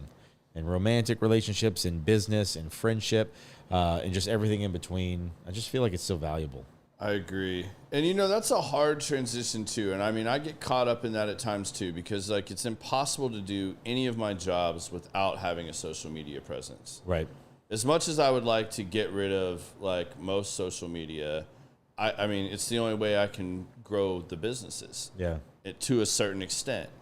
And training yourself to not get caught up in the, like, just completely aimlessly scrolling and learning how to use it as a tool it can be overwhelming, and it's hard to do too. Like, you'll catch yourself at times still just aimlessly scrolling, but using some of the functions to see what's trending, see what are people talking about, see what problems they're having.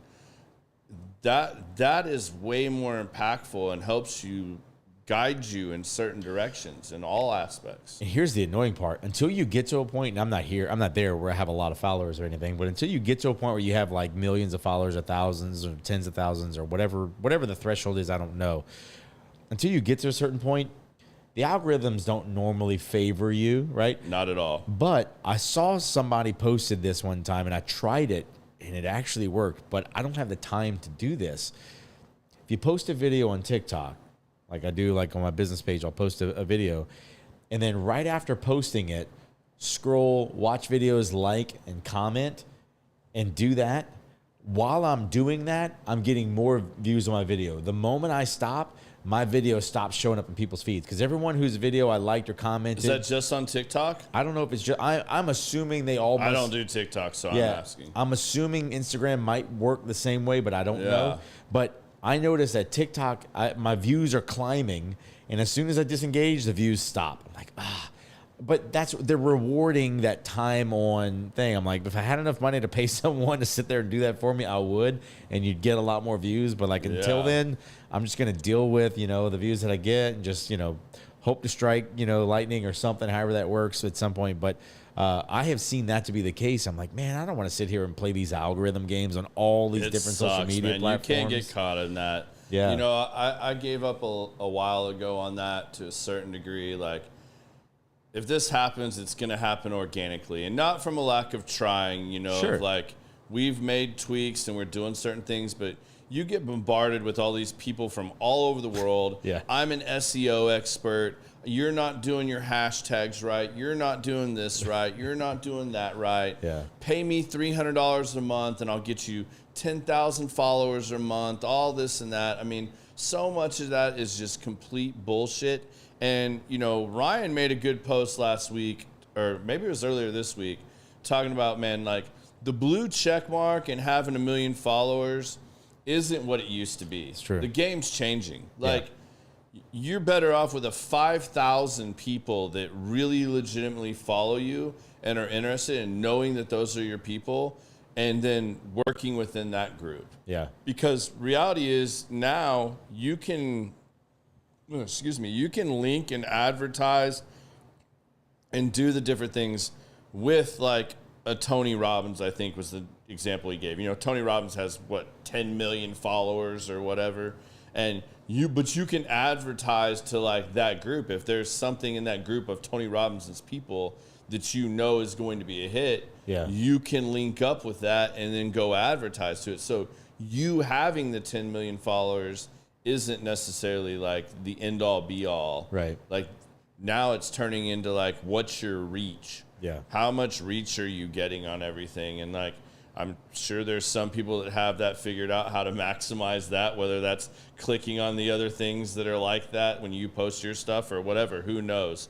I still have clearly not figured all that shit out, but I think you almost have to have like a master's degree in social media to understand all that shit. Yeah, it's tricky, and it's not my specialty or strength at all. It's something I'm still figuring out as I go. I think like a lot of people out there, and like you, I get people all the time, hey, we'll do this, I'll do that. You want to write a book? I help coaches get clients. Write a book. There's your other one. I'm not trying to play those games. If I write a book, I'll write it myself, and it'll probably not even be about business. It'll be about having 16 siblings and grow up in Louisiana or something.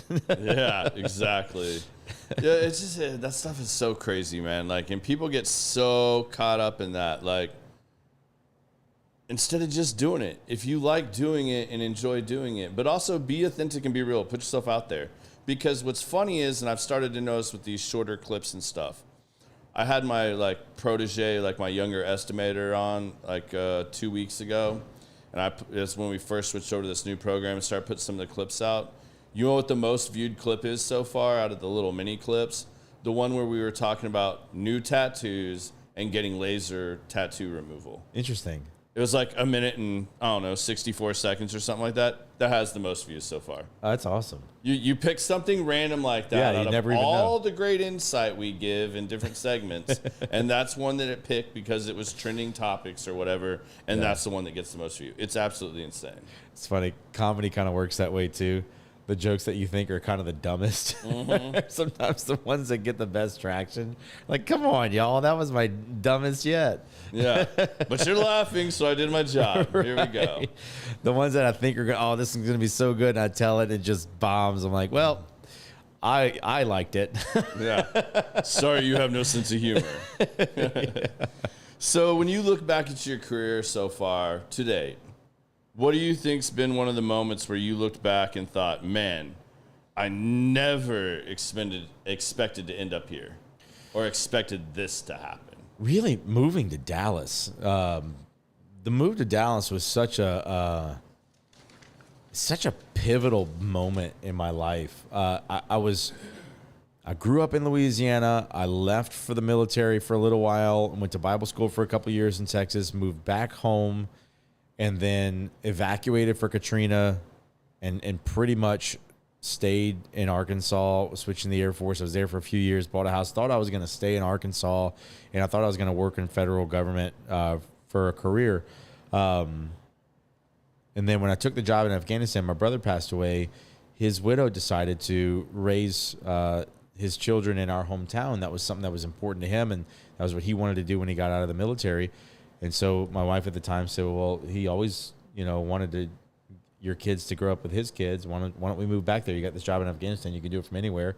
So I moved back to my hometown after thinking I wouldn't do that. And so I did that in 2010. And I liked it at first. It was nostalgic and fun. But after a while, I just felt like I didn't like Louisiana anymore. I love the people, love the food. My family is amazing. Just Louisiana itself was just like, man, this is not my world. And I knew I wanted to leave eventually at some point, somewhere. Didn't really know where. Dallas was like a pipe dream. Like, oh, maybe somewhere like Dallas would be cool. But in my mind, I was like, man, how many millions of dollars do I have to move to Dallas? Like, that seems like an expensive place. Never been to Dallas before. I just so when we had the opportunity to buy a franchise, and Denton, Frisco, and McKinney was our territory, it was 6 different ownership groups that were buying the DFW Metroplex, and none of them lived in Dallas. They all owned franchises in other cities. And so I was like, well, I'll move to Dallas then, since we'll have somebody there. And so I just kind of, in January of 23, said I was going to do it, and by June moved out here. And that was kind of a, for all intents and purposes, somewhat spontaneous, decision that I made. And then right after moving was when my business partner made me an offer to buy me out of the partnership. So all of a sudden, I'm not even in the security business here anymore like I thought I was going to be. That's how I thought I was going to meet people, was by selling security. And so really just found myself isolated and alone in Dallas, running a business remotely with a girlfriend in New Orleans and kids in Arkansas, and not really having any business in Dallas. But I'm like, I'm going to make it work. I'm going to stay here. I love it here. And that was really like, at first it was, I don't know if I'm ready for Dallas. Like, I don't know, man. And then the next iteration of it, kind of the beginning of this year, is, all right, how do I fit in here? And really in the last 3 months, it's been morphed into, how do I stand out here? And so that's been kind of the metamorphosis I've been in the last year and a half of being here. And that's really, when I think of the whole span of my life right now, what stands out the most is just, man, how did I end up in Dallas? And like, being able to meet so many great people, and being able to walk into some rooms where like several people know me and are happy to see me. I'm like, well, that's cool, considering a year and a half ago, nobody knew me at all. Yeah. That's such a cool pivot to been able to make, and to been able to make a positive impact on people's lives in such a short amount of time. That's awesome, man. Well, please feel free to call me anytime, man. I'm happy to hang out with you. Yeah, thank you. So I'll call you instead of texting my ex, if that's cool. There you go. Yeah, that'll work. That'll work. I'm happy to help you solve that problem. Mallory says, go Tigers. Go Tigers. So we're going to kind of bring this to an end. I know you've got another thing to hop on here in a little bit that you got to go take care of, but I think I want to kind of wrap it up with a few things, just a couple more things. Sure. You've been in a lot of high-pressure environments, and I'm sure that's had to shape a lot of this, and we've talked about that some throughout this, but what do you think some of those high-pressure situations, what were the lessons you learned that helped you, like, kind of get through the pressure cooker of modern business that you're able to, like, really share with others, or that has really changed your outlook the most? Perspective is one, but before I get to perspective, there are moments when you're in a combat zone and chaos might happen. In the midst of the chaos, it's important that you're calm and able to focus on what it is that you do, what you do well, what you know you can do, and what you can control, and what's going on around you. Just taking it all in, making snap judgments, making decisions quickly. That can't be understated. That's a skill that's got to be learned. But in order to get there, there's a lot of training that has to happen to get to that point. The old saying is, you don't rise to the level of your something, you fall to the level of your training. And so I forget what the first one is, but anyway, so you just resort to your training. Your whatever your highest level of training is what your baseline is going to be. So if you're not trained for this or whatever, so that's important. So I already had that skill before kind of starting in business, and I think that was an important skill that's carried me through. And that's one of the things that I aspire to do for business owners, because a business can be a very chaotic place, is to help them create order out of chaos and find calm in that chaos, and just say, hey, everyone's yelling right now. let them yell, be focused. What do you know to do? What's the best way to respond, and all those things. But the other part of it is perspective, because the other thing is when there's lives on the line and there's real, stakes that, is a matter of life and death. If you can bring yourself back to that perspective in whatever it is you're going through now, and really take the perspective of, okay, yes, this is a really bad thing. Yes, this is threatening this and everything else. But if you really can put it in perspective, and this is hard for a lot of people to do. I had to do this for myself. What's the absolute worst that could happen right now with this customer that's upset over this employee that's done this terrible thing and whatever, and I've got to respond to it. And really let yourself go there. Okay, worst case scenario, they're my biggest customer. They fire me. My whole business caves and I go bankrupt. Okay, that's worst case scenario. That sucks. However, I'm not dead, and I can still go and get another job, start another business, go make money somewhere else, or go back to Afghanistan, whatever that is. The truth is, nobody died in this scenario. And if I can get that perspective, it gives me that edge that I need to get calm a little bit. Be you know what? The worst case scenario sucks. Anything better than the worst case scenario, I'm going to consider an improvement over the worst case scenario. So if I can get any outcome better than that, I'll call it a win. So just find your wins where you can take them. And 9 times out of 10, that mentality helps get a way better outcome than if you'd have gone into it in a panic. So operating in that panic is the worst thing. But if you can get yourself in a space of not giving in to the panic that's happening around you, but kind of get yourself under control, just kind of get a grip and say, okay, here's what I can do. And what that looked like for me, if I've got an upset client, trust me, it's happened.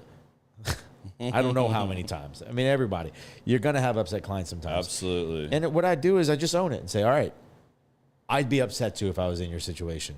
Here's what I plan to do about it. I'm going to do this. I'm going to do this. I'm going to do this. I'm going to fire the person, not fire the person, or whatever. I'm not going to let them on your site or whatever. If I do all these things, is that going to be satisfactory to you? No. Okay. How about I throw in the next month free?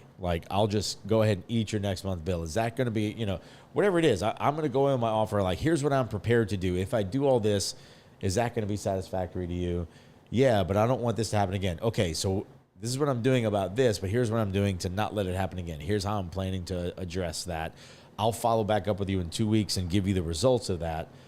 Would that be okay? And so by doing that, I'm showing a little vulnerability to them. Hey, yeah, you got me. We dropped the ball here, but here's what I'm doing about it. I'm showing them how I solve those problems, and I'm going to earn their trust back, and I'm getting a way better outcome out of it. And a lot of that comes from just really the combination of all that, the perspective, the experience, and the skill of kind of being calm in the midst of the chaos and just not giving in to the panic, but also kind of being empathetic and vulnerable at the same time, and just walking that tightrope of all those things. So, man, I want to thank you because you've shared some great wisdom. You've had great insights. You've been very vulnerable. You've shown through with very true authenticity today. Thank you. Man, I've really enjoyed the conversation with you. This has been fun. Thanks for having me on, man. This has been such an honor. Your 89th podcast, I was telling you earlier before we started, I'm amazed. You're already in they're probably the less than 1% of podcasts. Well, I appreciate that greatly, man. I mean, yeah, it's tough. If it wasn't a labor of love and a passion, I mean, there's really not a whole lot of other reason to do it at this point, still 3 years down the road. But I mean, man, I get so much from it, and I hope others do too.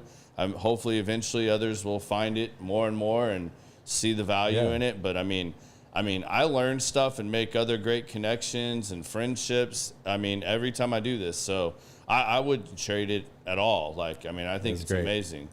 But yes, thank you, man. It's been an honor to sit here and hear your story and get to really dive into it with you. I think there's big things coming for you. I will definitely share all the links to his stuff because I bet 98% of you cannot spell bourgeois.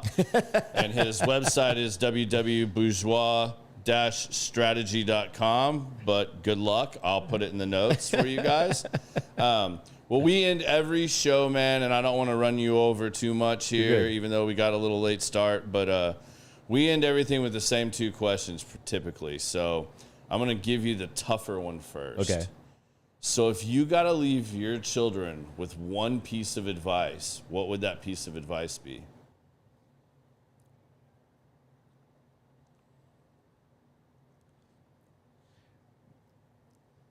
Never settle for what other people or someone else might think you are. Go all in on what you know you're capable of. That's fucking awesome. I love that. I mean, if that's all you hear in the clip later on, that should be enough for you to go back and like really dive into what we went into today. All right, last one's the fun one to me.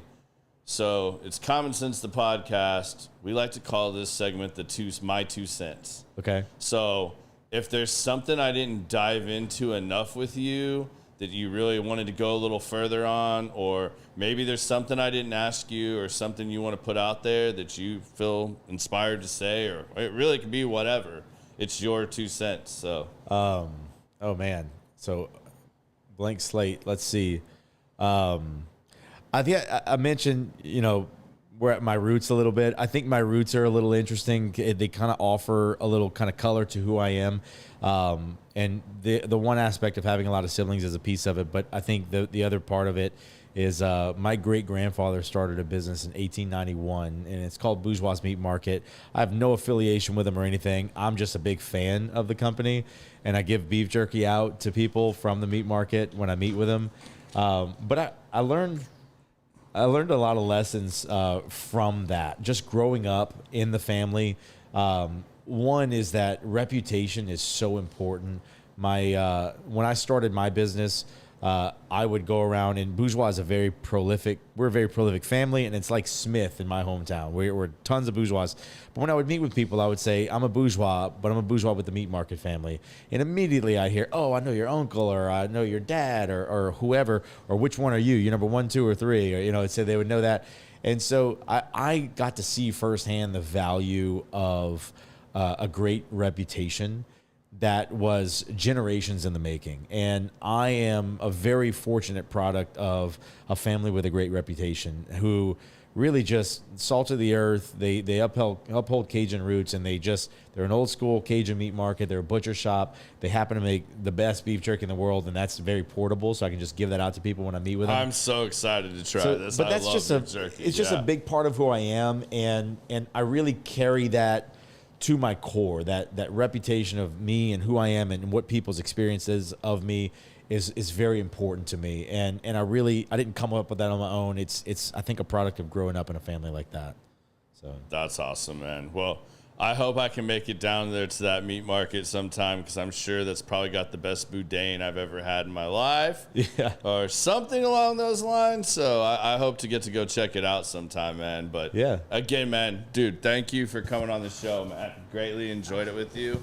You guys have a safe, wonderful Christmas and Hanukkah, whatever you celebrate. Do it right. Do it with your family. Spend quality time with them.